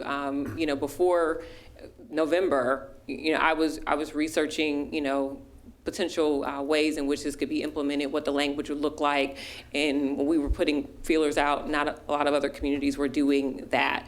So a lot of staff members are looking diligently at what the Division of Cannabis Control is saying, what are the draft rules, and if the state of Ohio comes out with draft rules and says, recreational marijuana applications, will be open to non-marijuana businesses, city administration is going to look at that and make sure that city council is aware of that change, and we can act as swiftly as council directs. We can pass emergency legislation in one meeting, if we wanted to. We typically do it over a course of 3 meetings, which is, a month and a half. So, we will keep council updated as to what the state is doing, and we will follow the direction of city council as to what they want to do on this issue. I do appreciate all the work that our team has done. I do appreciate the fact that they are considering our residents in places to put facilities that are not around residents, that are not around schools. That is something that I think we need to minimize as much as possible. But I also just want to be ready. If there is somebody out there that is interested coming to Hamilton, Ohio, I think it provides a great opportunity with our public utilities being owned by us, and I just don't want to be behind on it. I do agree that it should not be by schools. I think that we do have. I think you and I agree that there are some areas where we can place it outside of school, and I do appreciate the zoning considering that. Away from schools, away from residents. Hopeful that we can work through this, but I do remain concerned about a time frame of 3 months after they say we're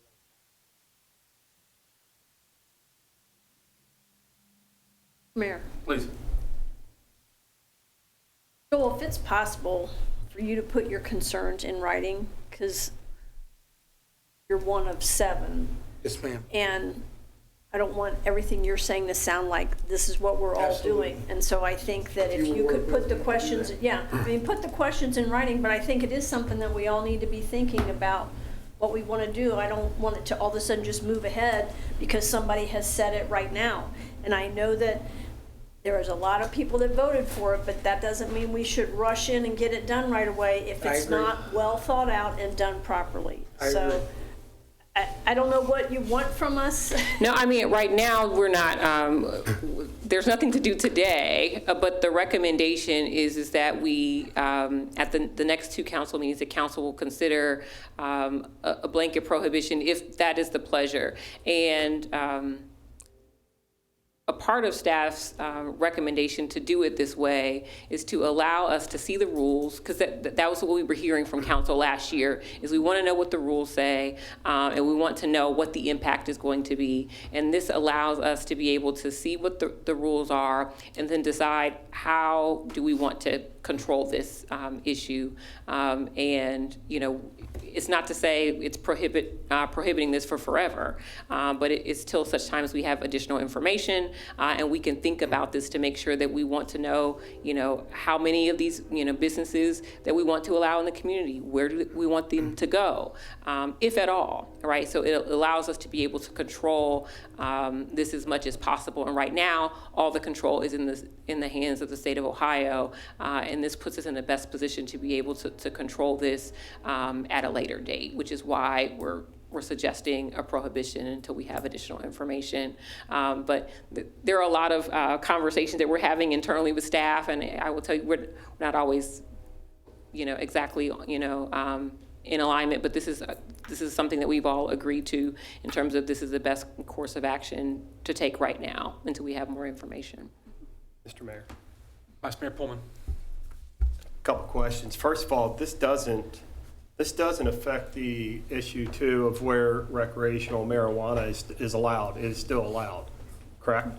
Correct. So we are, and the Mayor Moeller in previous meetings has said, we're talking about the business of marijuana recreational use, and that is a great way to look at that. We're talking about businesses and not use. Right. If for use, you can still have people voted for it. You know, whether I like it or not, it was voted in. They get to use it. I've always been for prohibition on it until we find out exactly what Ohio does. This is not a Hamilton problem. This is Ohio that we got to deal with, and we can honestly just go right to, you know, change it in a moment's notice.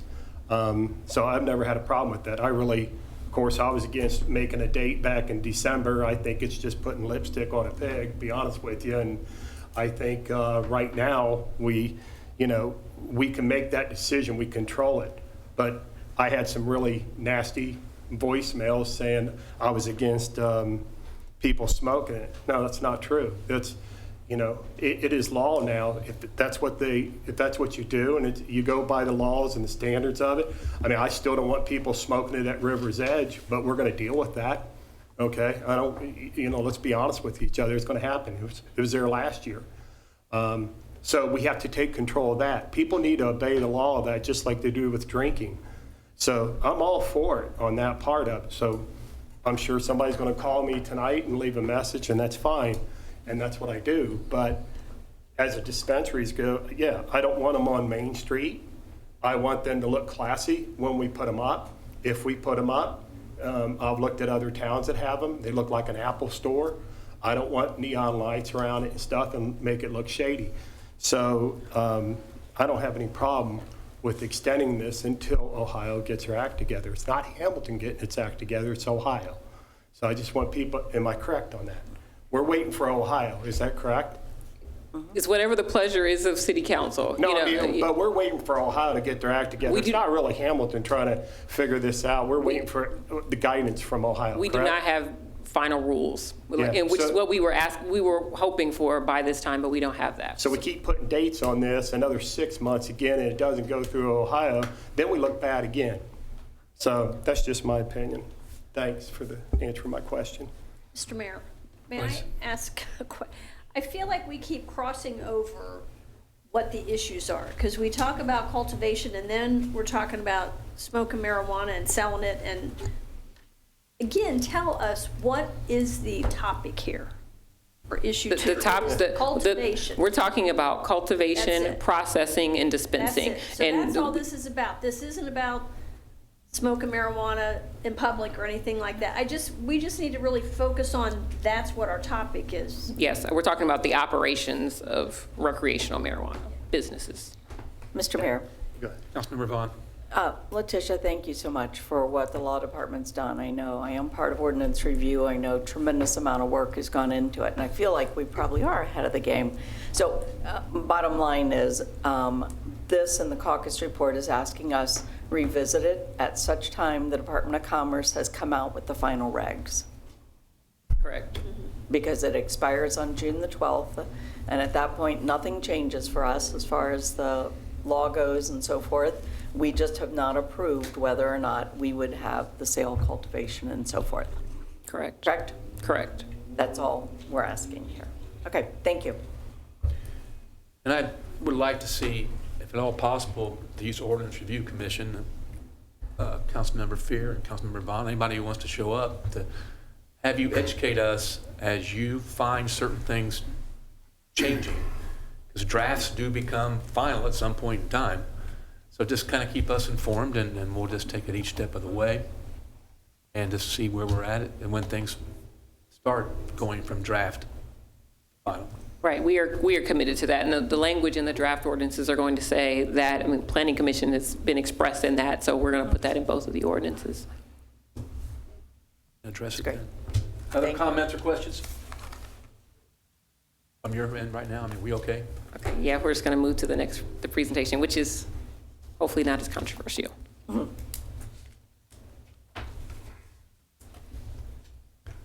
So a moment ago, we were talking about Chapter 3780. There's a section in that chapter that allows a municipality to pass an ordinance that prohibits or limits the number of adult-use cannabis operators. There's also a provision in that chapter that allows an employer to establish a drug-free workplace policy related to the use, possession, and distribution of cannabis. Okay, so just a moment ago, we were talking about the business of marijuana and the city of Hamilton's regulation of this. So right now, we are talking about the rights of an employer, and we're talking about the rights that the city of Hamilton has as an employer. And so we have 2 chapters in our codified ordinances that relate to drug testing. And so this recommendation is to clarify in those 2 chapters that adult use cannabis possession and distribution and that usage continues to be prohibited despite its allowance under Ohio law. And so that language is proposed to be added in both of the chapters in our codified ordinances. Are there any questions about that? Okay. Thank you.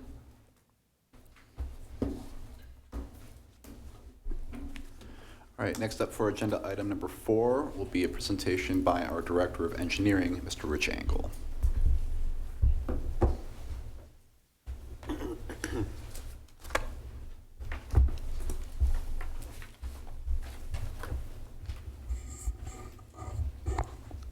Good evening, Mayor, Council, citizens of Hamilton. I'm presenting a request for the City of Hamilton to ratify the application to the Hamilton Community Foundation. They have a grant program for capital grants. It was due May 1st. We were not aware of that grant program at the last council meeting, so that's why I'm presenting it to you tonight.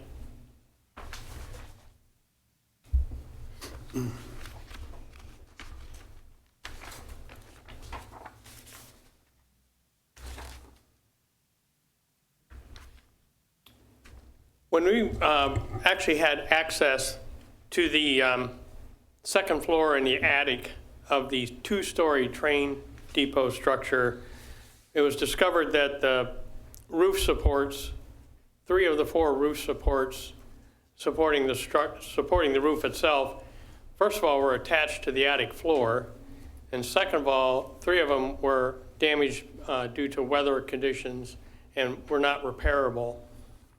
Also, the attic and second floor were found to have debris, and I have photographs here I'll share in a minute. And the birds had made a lot of messes up there, so we needed bird abatement as well. And then also, it was proposed to provide new flooring on the attic and the second floor so that it would be easier to access and to show potential tenants around. Also, when the top of the wall at where the roof and the brick wall met, we found damage to the brick wall, And we suspect that there's going to be wood soffit repairs required as part of the new roofing that's going to be installed. That's new roofing for the two-story building is still in the budget. This is not covering any of that. This is additional work that we've discovered before starting the new roof. And we also have contingency money in this estimate. So for our total grant application, it was $150,000. As I said, the application was due May 1st.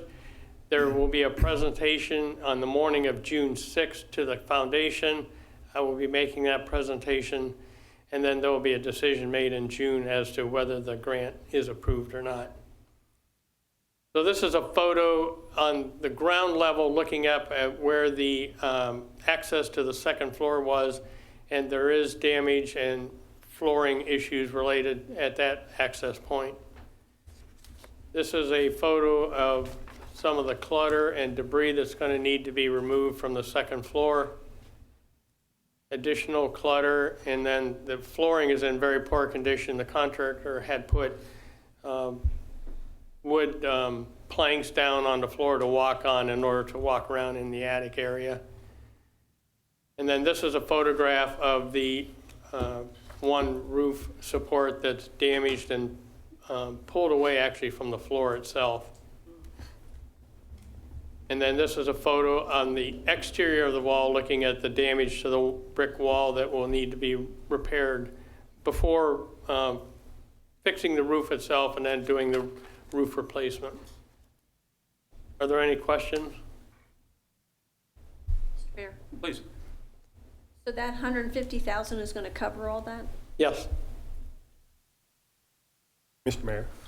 Vice Mayor Pullman. Rich, also, don't we have another grant that we got that we are promised? From the Historic Hamilton? Yes. Historic Hamilton has pledged $10,000 to the project as well. Okay, thank you. Mr. Mayor. Councilmember Vaughn. Rich, are we at our $2 million point now? Yes, We're we looking are for just money. a few dollars underneath the 2 million. Okay, so any further work on this building is going to either have council's approval or grants or something, correct? Yes. Committee members are seeking residents who are interested in supporting the renovation of the train depot. We've not got any responses back yet, but we are seeking private support as well. Okay, and do we have any idea, like, what our stopping point's going to be? It is- How much more we put into it? It is our desire to secure enough money to make a decision on the windows, whether it's full restoration of the existing windows, which we still have in storage, or a partial replacement of existing windows and fill in with other new historic type replacement windows. And also the tuck pointing of the exterior is important to be done as well. That totals up probably around the $500,000 to $600,000 range. Okay, thank you. And then this is not going to be a floor put in on the second floor, or is it? I'm sorry, the motorcycle. Sorry, on the second floor, is there a new floor going down? Or Yes. It'll be There'll be a total floor, so anyone could go up New and walk floor, through? new flooring on the Okay. second floor and the attic floor. Okay, okay, thank you. Any other questions? Thank you. Rich. Next up for agenda item number 5 will be a presentation by our Director of Economic Development, Mr. Jody Gunderson.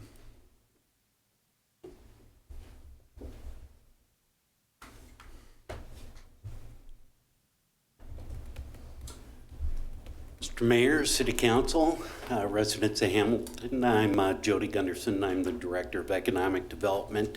What you have before you tonight is a recommendation relative to a request for a local tier tax abatement through the community reinvestment area by CRDV Hamilton LLC, doing business as Cohatch.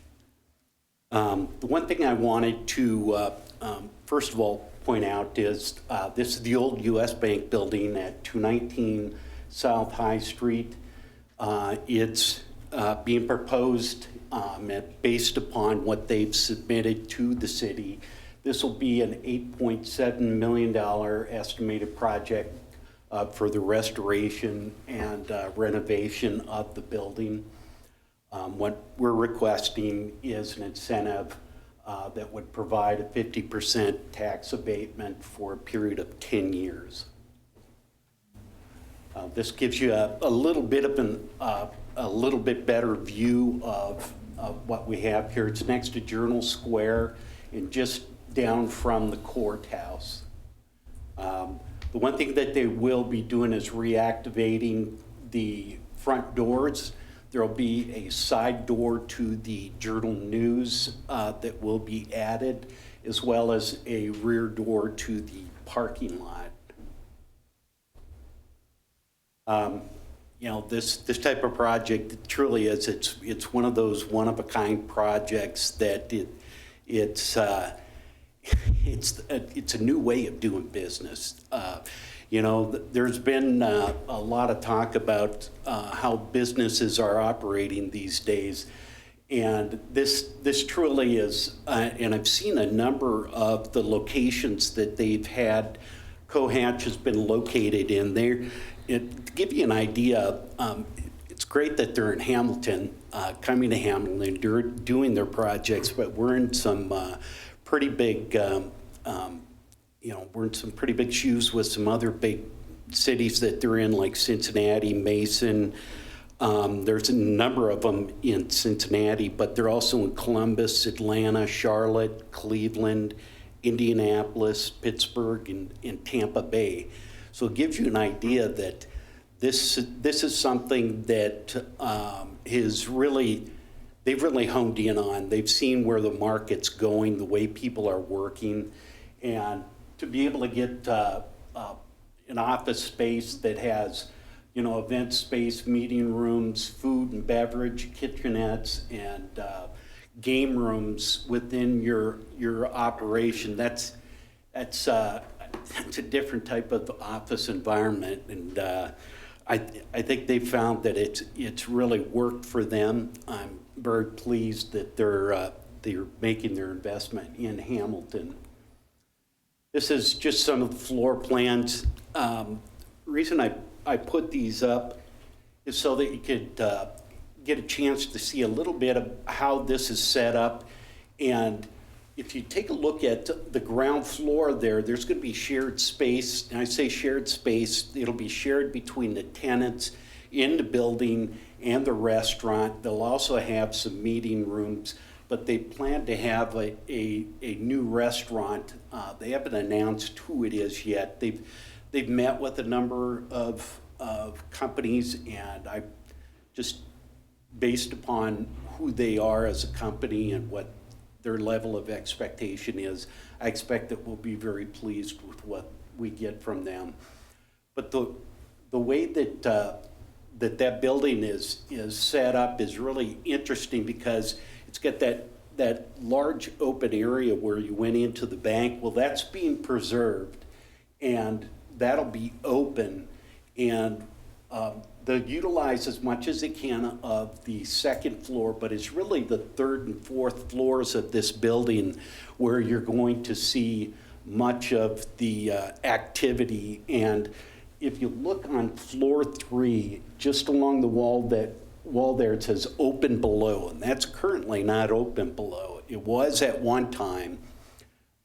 So what you're going to be able to see from the third floor is looking out over, it'll be some kind of glass or something, because the windows that are on the Journal News size go all the way up to the third floor. It's just, in the past, they've been covered up. These guys are going to reactivate those windows.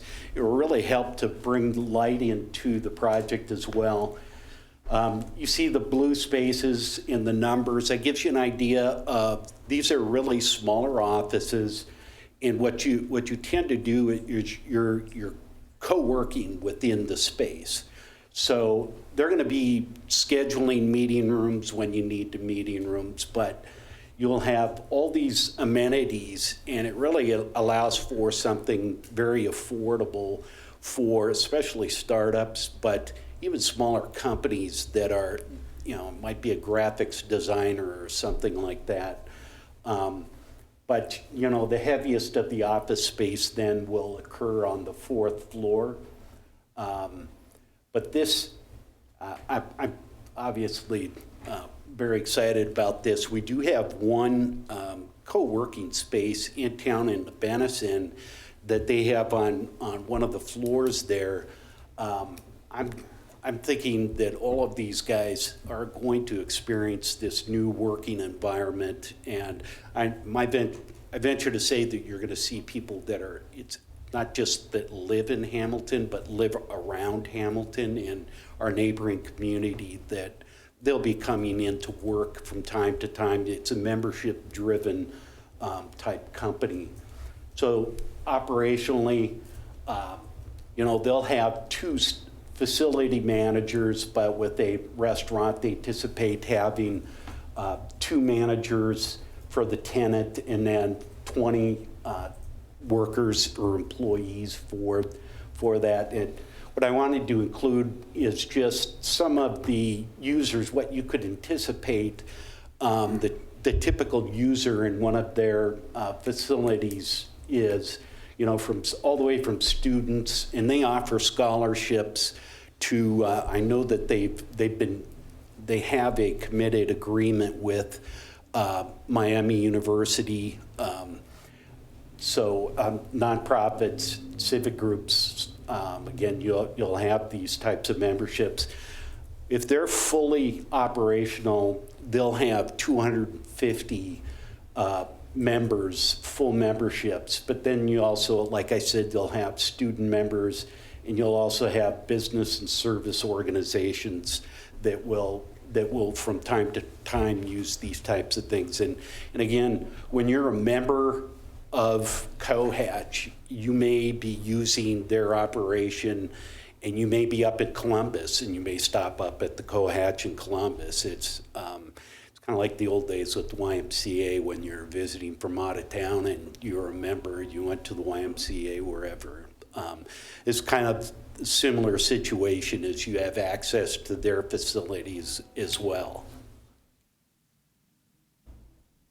With that, any questions? Mr. Mayor, Thank you. Please. it seems like, Jody, they purchased the building a while ago, and I don't know if anything's going on in there, but is there a timeline moving forward now? I actually spoke to them last Friday, or maybe it was earlier this week. I sent my conversation on. So the issue is what you're going to hear a lot of over the year. Some of the issues that we have with companies is their ability to finalize their financing. Mm-hmm. So these guys have finalized their financing.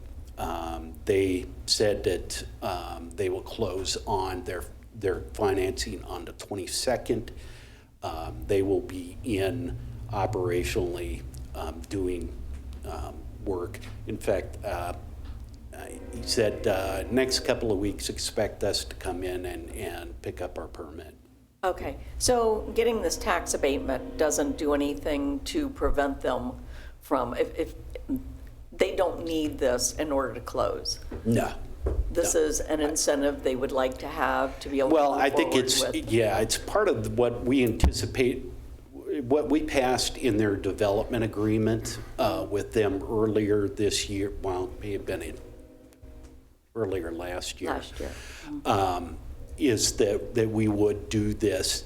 As they were putting together their capital stack, that is what they are relying upon it as, yes, I mean, sure. They're Okay. banking as well. Okay, that's good to know. I've had a few people say, I see a available sign in that window, are they gone? But I understand that was the restaurant portion. They're trying to entice people to come. So thank you. Yeah. Very good.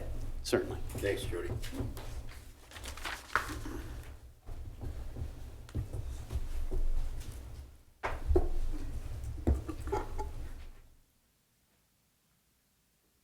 I'll be covering item number 6. Daniel Tidyman, City Clerk. Hopefully I'll have the shortest presentation of the night. This is a change in LLC membership interest for the Shell gas station at 2693 Dixie Highway. Their current liquor permits deal with C1 and C2 permits. So these are pre-packaged beer and wine products which are sold at retail to be consumed off premises. There's no changes in their application from that point. This just deals with if there's a change in LLC membership of more than 5%, they have to submit a new application. So this is more of a formality because we've reviewed, we've had the appropriate departments review this application. There's no objections. Does council have any questions about this? No? Okay, thank you.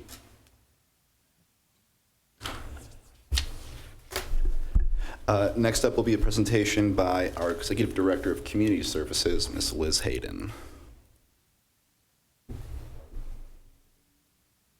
Good evening, City Council and residents of Hamilton. I would really love to be able to read the room and be fast, but this short-term rental program is something that has been there are definitely stakeholders in our community that really care a lot about, and I want to make sure that I cover a couple things tonight so that they understand what we're proposing.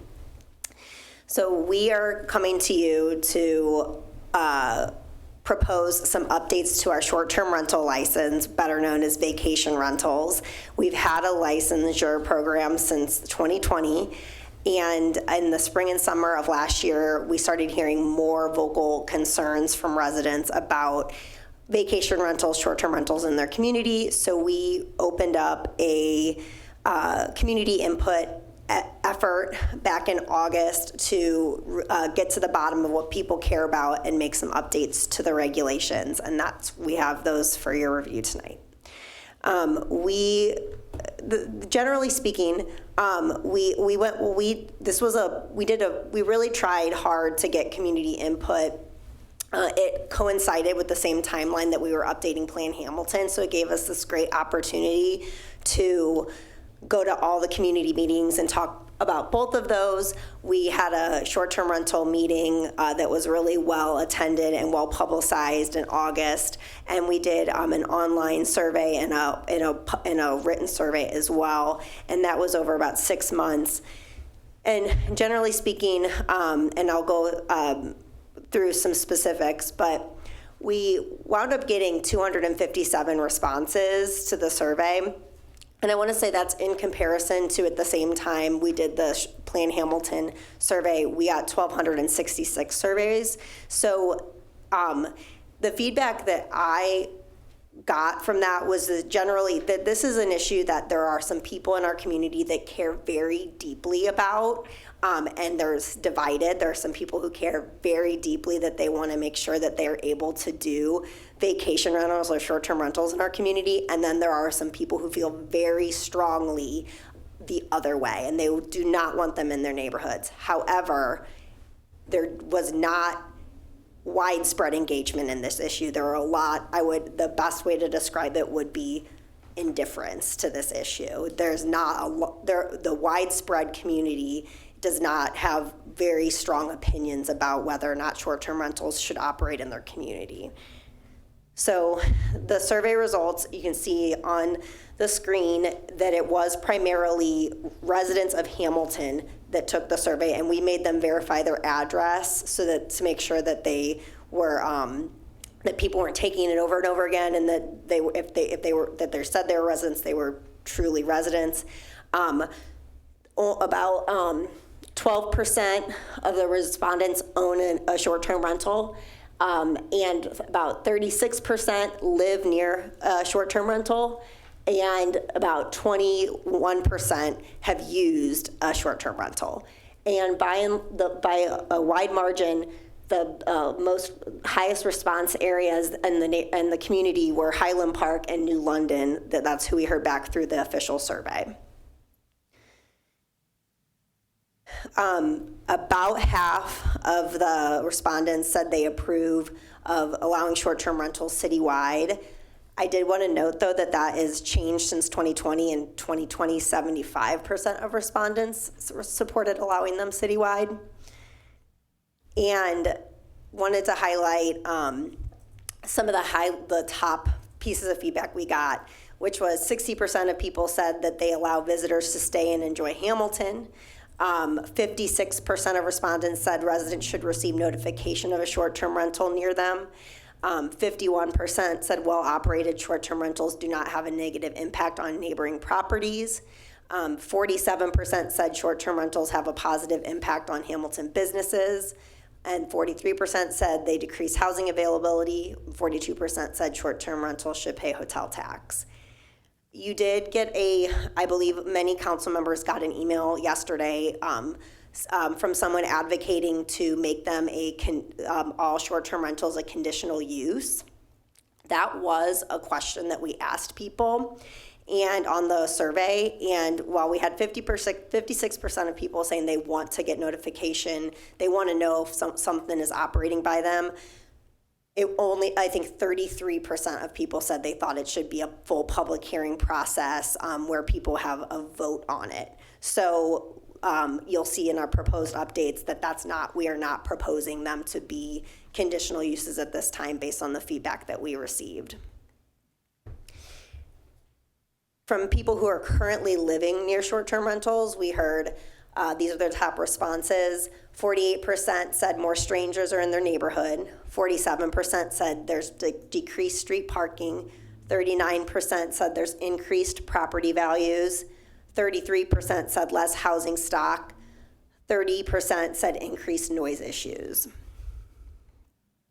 So what are we proposing? The changes, there are a lot of small changes, but the big changes are that we agree. We think it would be very smart idea to send letters to everybody who owns property within 100 feet of the short-term rental, notifying them that the property is being utilized as a short-term rental, providing the emergency contact information, and also providing the best contact information at the city to report problems.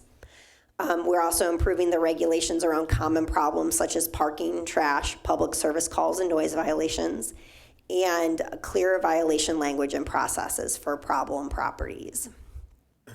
There were 2 neighborhoods that did vocalize a desire to not allow short-term rentals in their community, and one was Highland Park.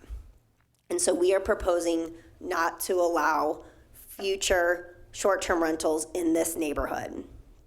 The boundary impacts 686 properties.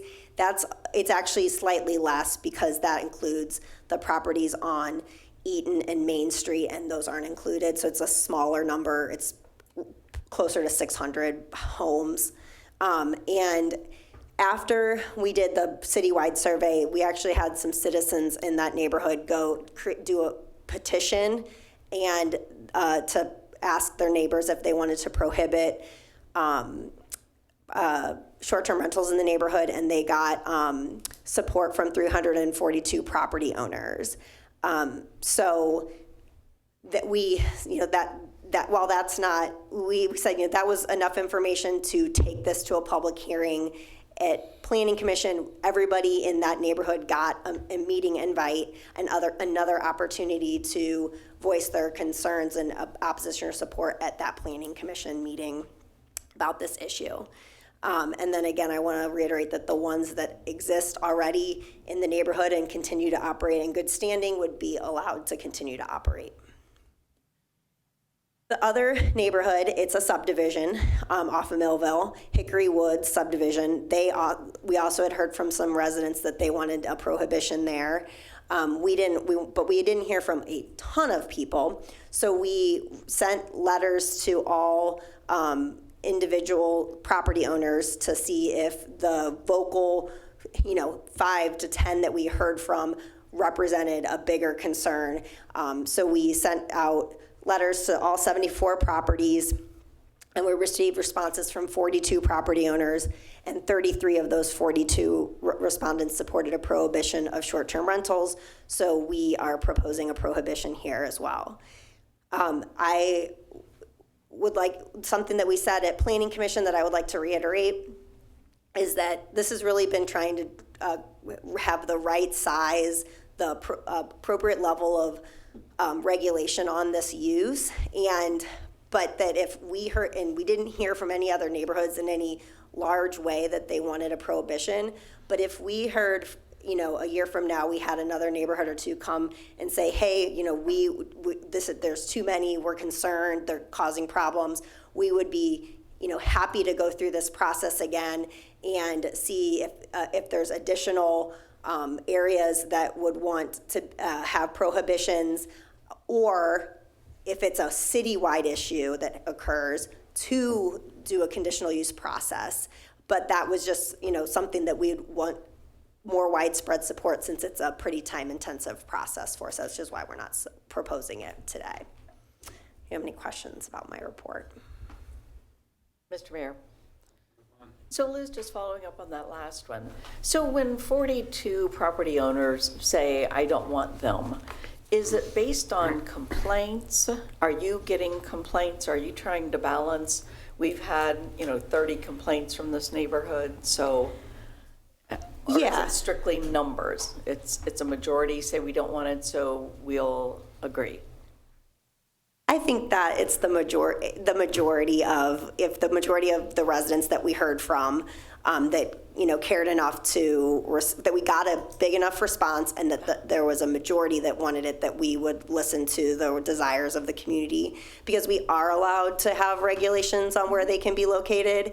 And so we're not, from a staff perspective, we're neither for nor against short-term rentals. So we just are kind of taking it from this, we want to listen to stakeholders and propose regulations that matter to them. Okay. And was Hickory Woods the one that has an HOA?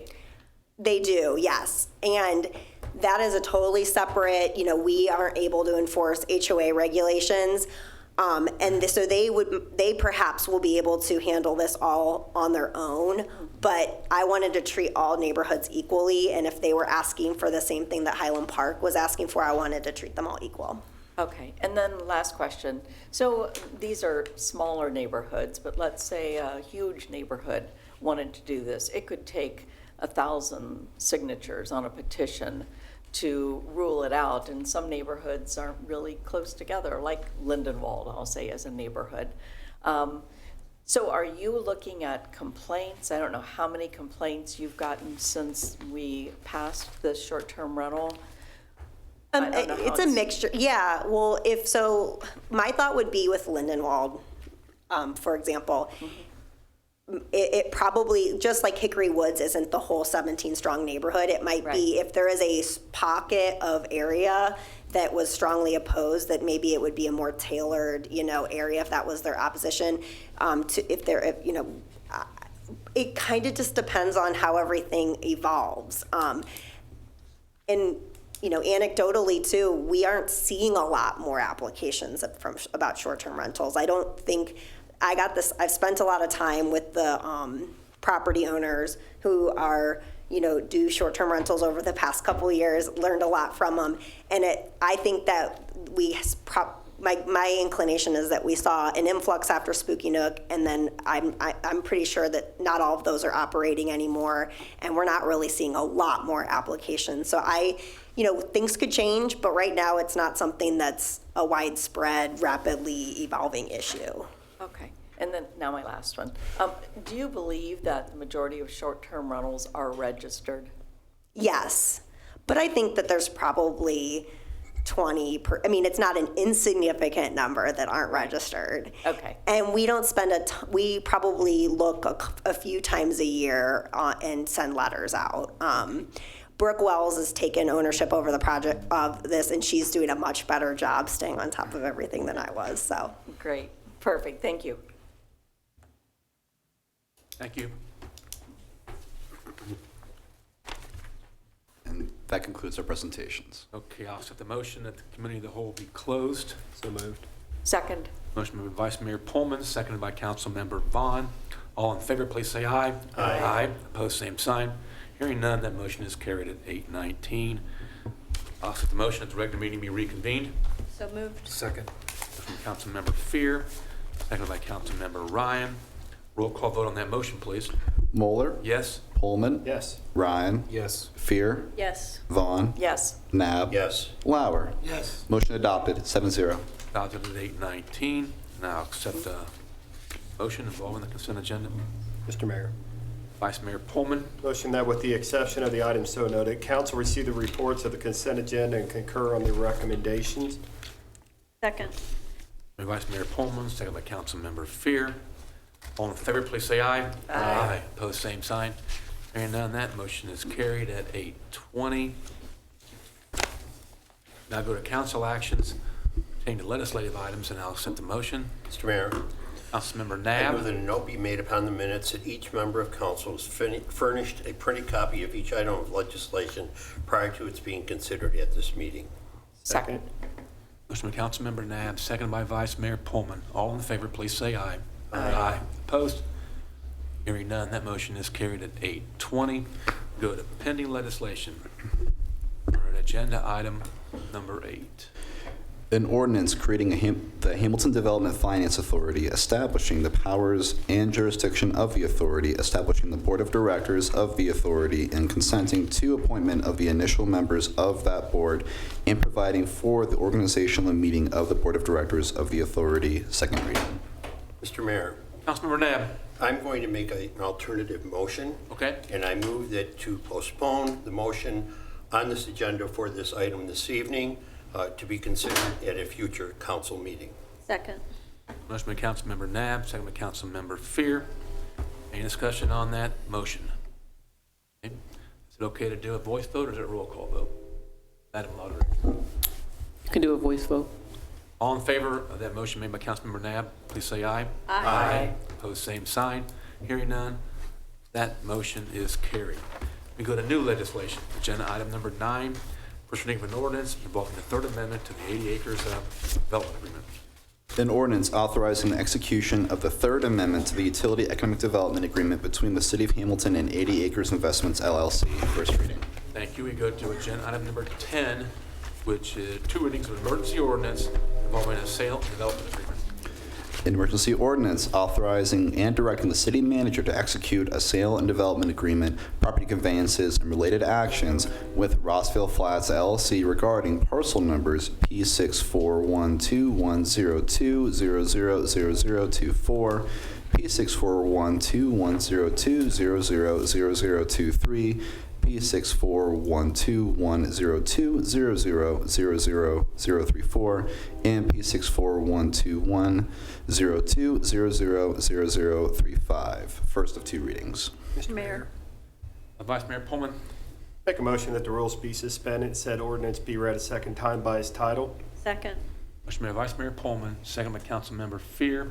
Roll call vote on that motion, please. Moeller, Yes? Pullman, Yes. Ryan, Yes. Fear, Yes. Vaughn, Yes. Nab, Yes. Lauer. Yes. Motion adopted, 7-0. Thank you. Second reading of that emergency ordinance, please. An emergency ordinance authorizing and directing the city manager to execute a sale and development agreement, property conveyances, and related actions with Rossville Flats LLC regarding parcel numbers P6412102000024, P6412102000023, P6412102000034, and P6412102000035. Second reading. Mr. Mayor, Vice Mayor Pullman. make a motion that the ordinance be adopted. Second. Motion made by Vice Mayor Pullman, second by Councilmember Fear. Any discussion on this particular emergency ordinance? Hearing none, roll call vote. Moeller, Yes? Pullman, Yes. Ryan, Yes. Fear, Yes. Vaughn, Yes. Nab, Yes. Lauer. Yes. Ordinance adopted, 7-0. We go to agenda item number 11, 2 readings of an emergency ordinance involving the vacation of a portion of Crawford Avenue. An emergency ordinance repealing and replacing ordinance number OR 2023-12-101 regarding the vacation of a portion of Crawford Avenue located between South Erie Boulevard and Mosler Avenue, adjacent to 850 South Erie Boulevard, situated in the 5th Ward, City of Hamilton, Ohio, to correct the exhibit map. City of Hamilton petitioner, first of 2 readings. Mr. Mayor. Councilmember Nab. I move that the rules be suspended and said ordinance be read a second time by its title. Second. By Councilmember Nab, second by Councilmember Vaughn. Roll call vote on that motion, please. Moeller, Yes? Pullman. Yes. Ryan. Yes. Fear. Yes. Vaughn. Yes. Nab. Yes. Lauer. Yes. Motion adopted, 7-0. Second reading of the emergency motion, please.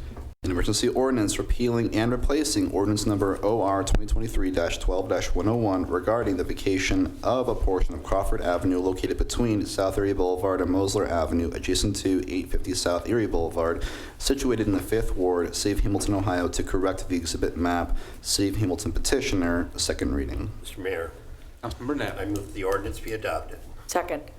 Motion by Councilmember Nab, second by Councilmember Vaughn. Any discussion, comments, or questions about this? Hearing none, roll call vote. Moeller. Yes? Pullman. Yes. Ryan. Yes. Fear. Yes. Vaughn. Yes. Nab. Yes. Lauer. Yes. Ordinance adopted, 7-0. Go to agenda item number 12, which is a first reading of an ordinance involving the Champion Mill project. An ordinance amending ordinance number OR 2019-5-40 to extend the exemption from taxation granted thereunder for the Champion Mill project and authorizing compensation payments during the extension period to the the Hamilton City School District. First reading. Okay, go to agenda item number 13, resolution involving the authorization and support of the filing of a grant application for the Safe Streets and Roads for All program. A resolution authorizing, directing, and supporting the filing of a grant application to the Safe Streets and Roads for All SS4A program to implement safety improvements identified in Hamilton's SS4A action plan. Mr. Mayor, Councilmember Vaughn. I move the resolution be adopted. Second. Motion by Councilmember Vaughn, seconded by Councilmember Lauer. Comments on this one? Okay, great. Let's do the roll call vote then. Moeller. Yes? Pullman. Yes. Ryan. Yes. Fear. Yes. Vaughn. Yes. Nab. Yes. Lauer. Yes. Resolution adopted, 7-0. Go to agenda item number 14, which is a resolution involving Phase 1 of the North Hamilton Crossing project. A resolution authorizing and directing the city manager to execute a third intergovernmental agreement with the Butler County Transportation Improvement District for necessary studies, engineering design, right-of-way, and construction of the intersection improvements at Northwest Washington, West Elkton, North B Street Project, Phase 1 of North Hamilton Crossing Project. Mr. Mayor, Vice Mayor Pullman. make a motion the resolution be adopted. Second. Made by Vice Mayor Pullman, second by Councilmember Ryan. Comments, questions? Hearing none, roll call vote. Moeller. Yes? Pullman. Yes. Ryan. Yes. Fear. Yes. Vaughn. Yes. Nab. Yes. Lauer. Yes. Resolution adopted, 7-0. Audience and city manager? Nothing this evening. Okay. Audience and council? Mr. Mayor, Councilmember Fear.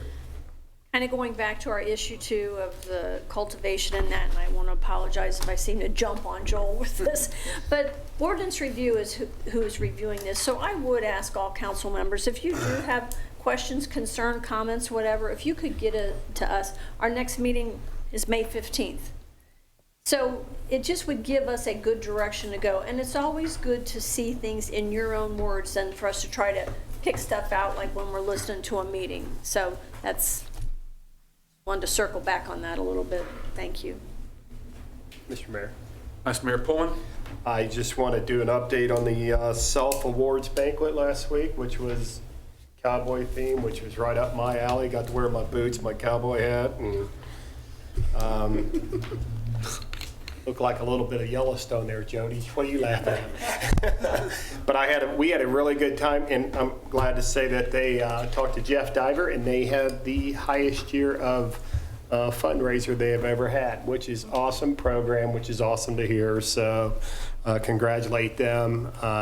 Just a great program, a great board to be on. So just wanted to update that. I am wearing my cowboy boots tonight, Jody. So thank you. Those to our selfless partner in First Financial Bank now. Right. Good to see. It's just a great organization, so I enjoy being with it. Mr. Mayor? Councilmember Nab. I would like to restate the veterans banners, Hometown Heroes veterans banners that are being placed in Hamilton at this time. The current banners that you'll see amongst our city streets are those banners from 2023. There were 126 banners, which was remarkable for our inaugural year. This year, for 2024, the banners are starting to be placed right now that have been created. There are over 230 more banners to honor our veteran heroes. That gives us over 350 banners citywide, which is just amazing. And the pride that all of the people in our community, the people from surrounding states that called me from Arizona, that called me from Florida and wanted to commission banners for their heroes. On Saturday, May the 18th, in a week and a half, we will have an honorary ceremony dedicating the banners. Again, that ceremony will be at noon at Armstead Park at the corner of Main and D Street. It's lasting 1 hour. There will be presentations throughout that ceremony, a couple of speakers, notation especially for our killed in action heroes that died in service to our country.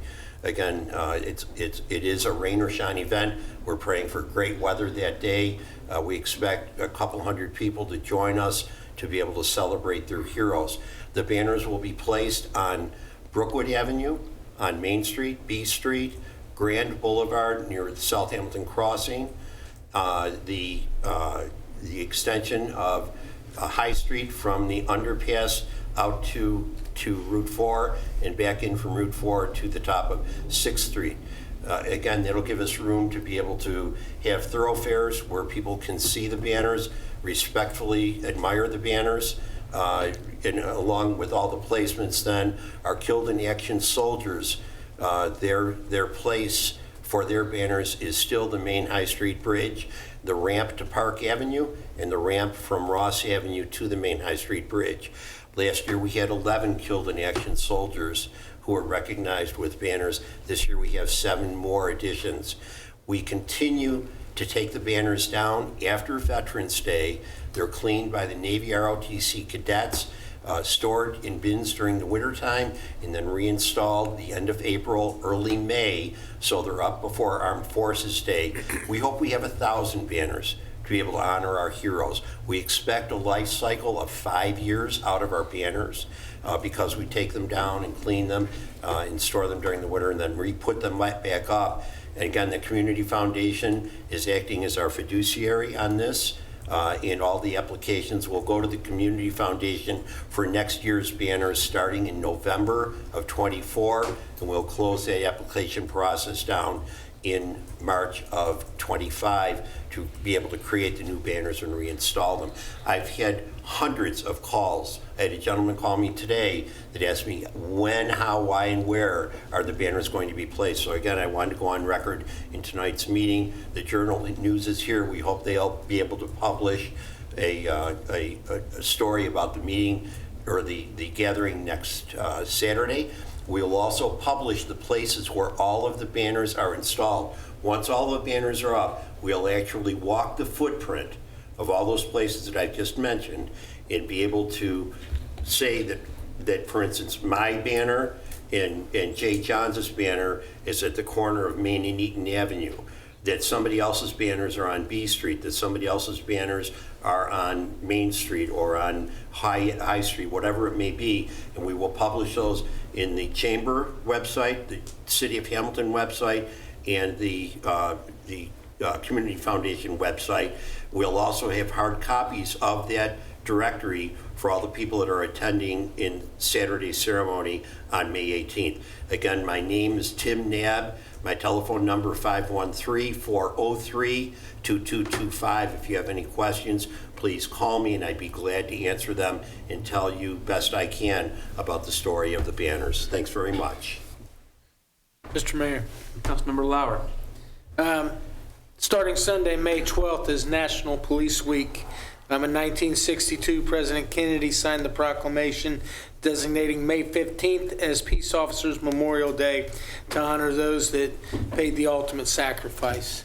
To our police officers, man, you guys have done a wonderful job. Mr. Pukite leading them earlier on, and then Mr. Skermese out there as well as police chiefs in the past. I just want to say how much we appreciate your successes. Your successes are notable with the statistics that have been presented to us in the past few months. It is noticeable on our streets, it is noticeable in our neighborhoods, and it's also noticeable in our schools. And I just want to thank you two guys for your service and all the officers on the street. If you get a chance to see one of our officers out, just stop and show them some appreciation. Thank you. Anyone else? I'll mention a few things. It's Mental Health Awareness Month. Hope we all think about some way that we can maybe get involved in that issue this month and improve the lives of some folks who are struggling. Tim mentioned the banner event. Memorial Day this year is kind of unique in Hamilton. I don't think any other city's doing this.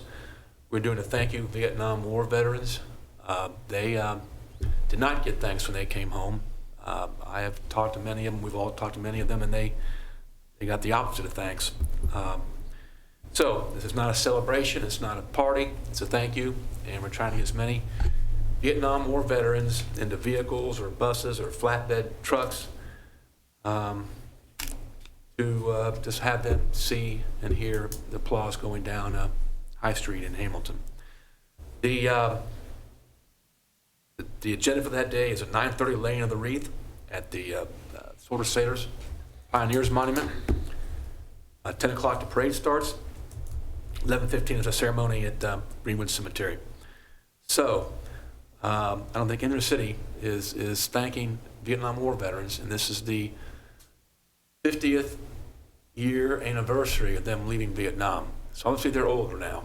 And even if they were 18 years old, they're 68 years old now, I guess. So let's try and make this a special. This is an entire Butler County event, so it doesn't have to be somebody from Hamilton. It can be anybody from Butler County.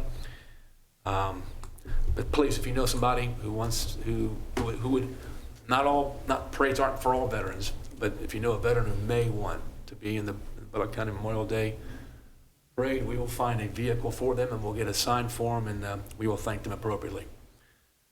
Now, to kind of add to what Councilmember Nab said and all of us, there's no city like this city. When it wants to get something done, it gets done. I mean, we've had examples of that with the banner program, for example. I know of no other city that's got banners like what we've got. I mean, I've driven through a lot of cities going to courts here and there. They're all great. All the banners are great, but ours are really something special. I'll tell you that.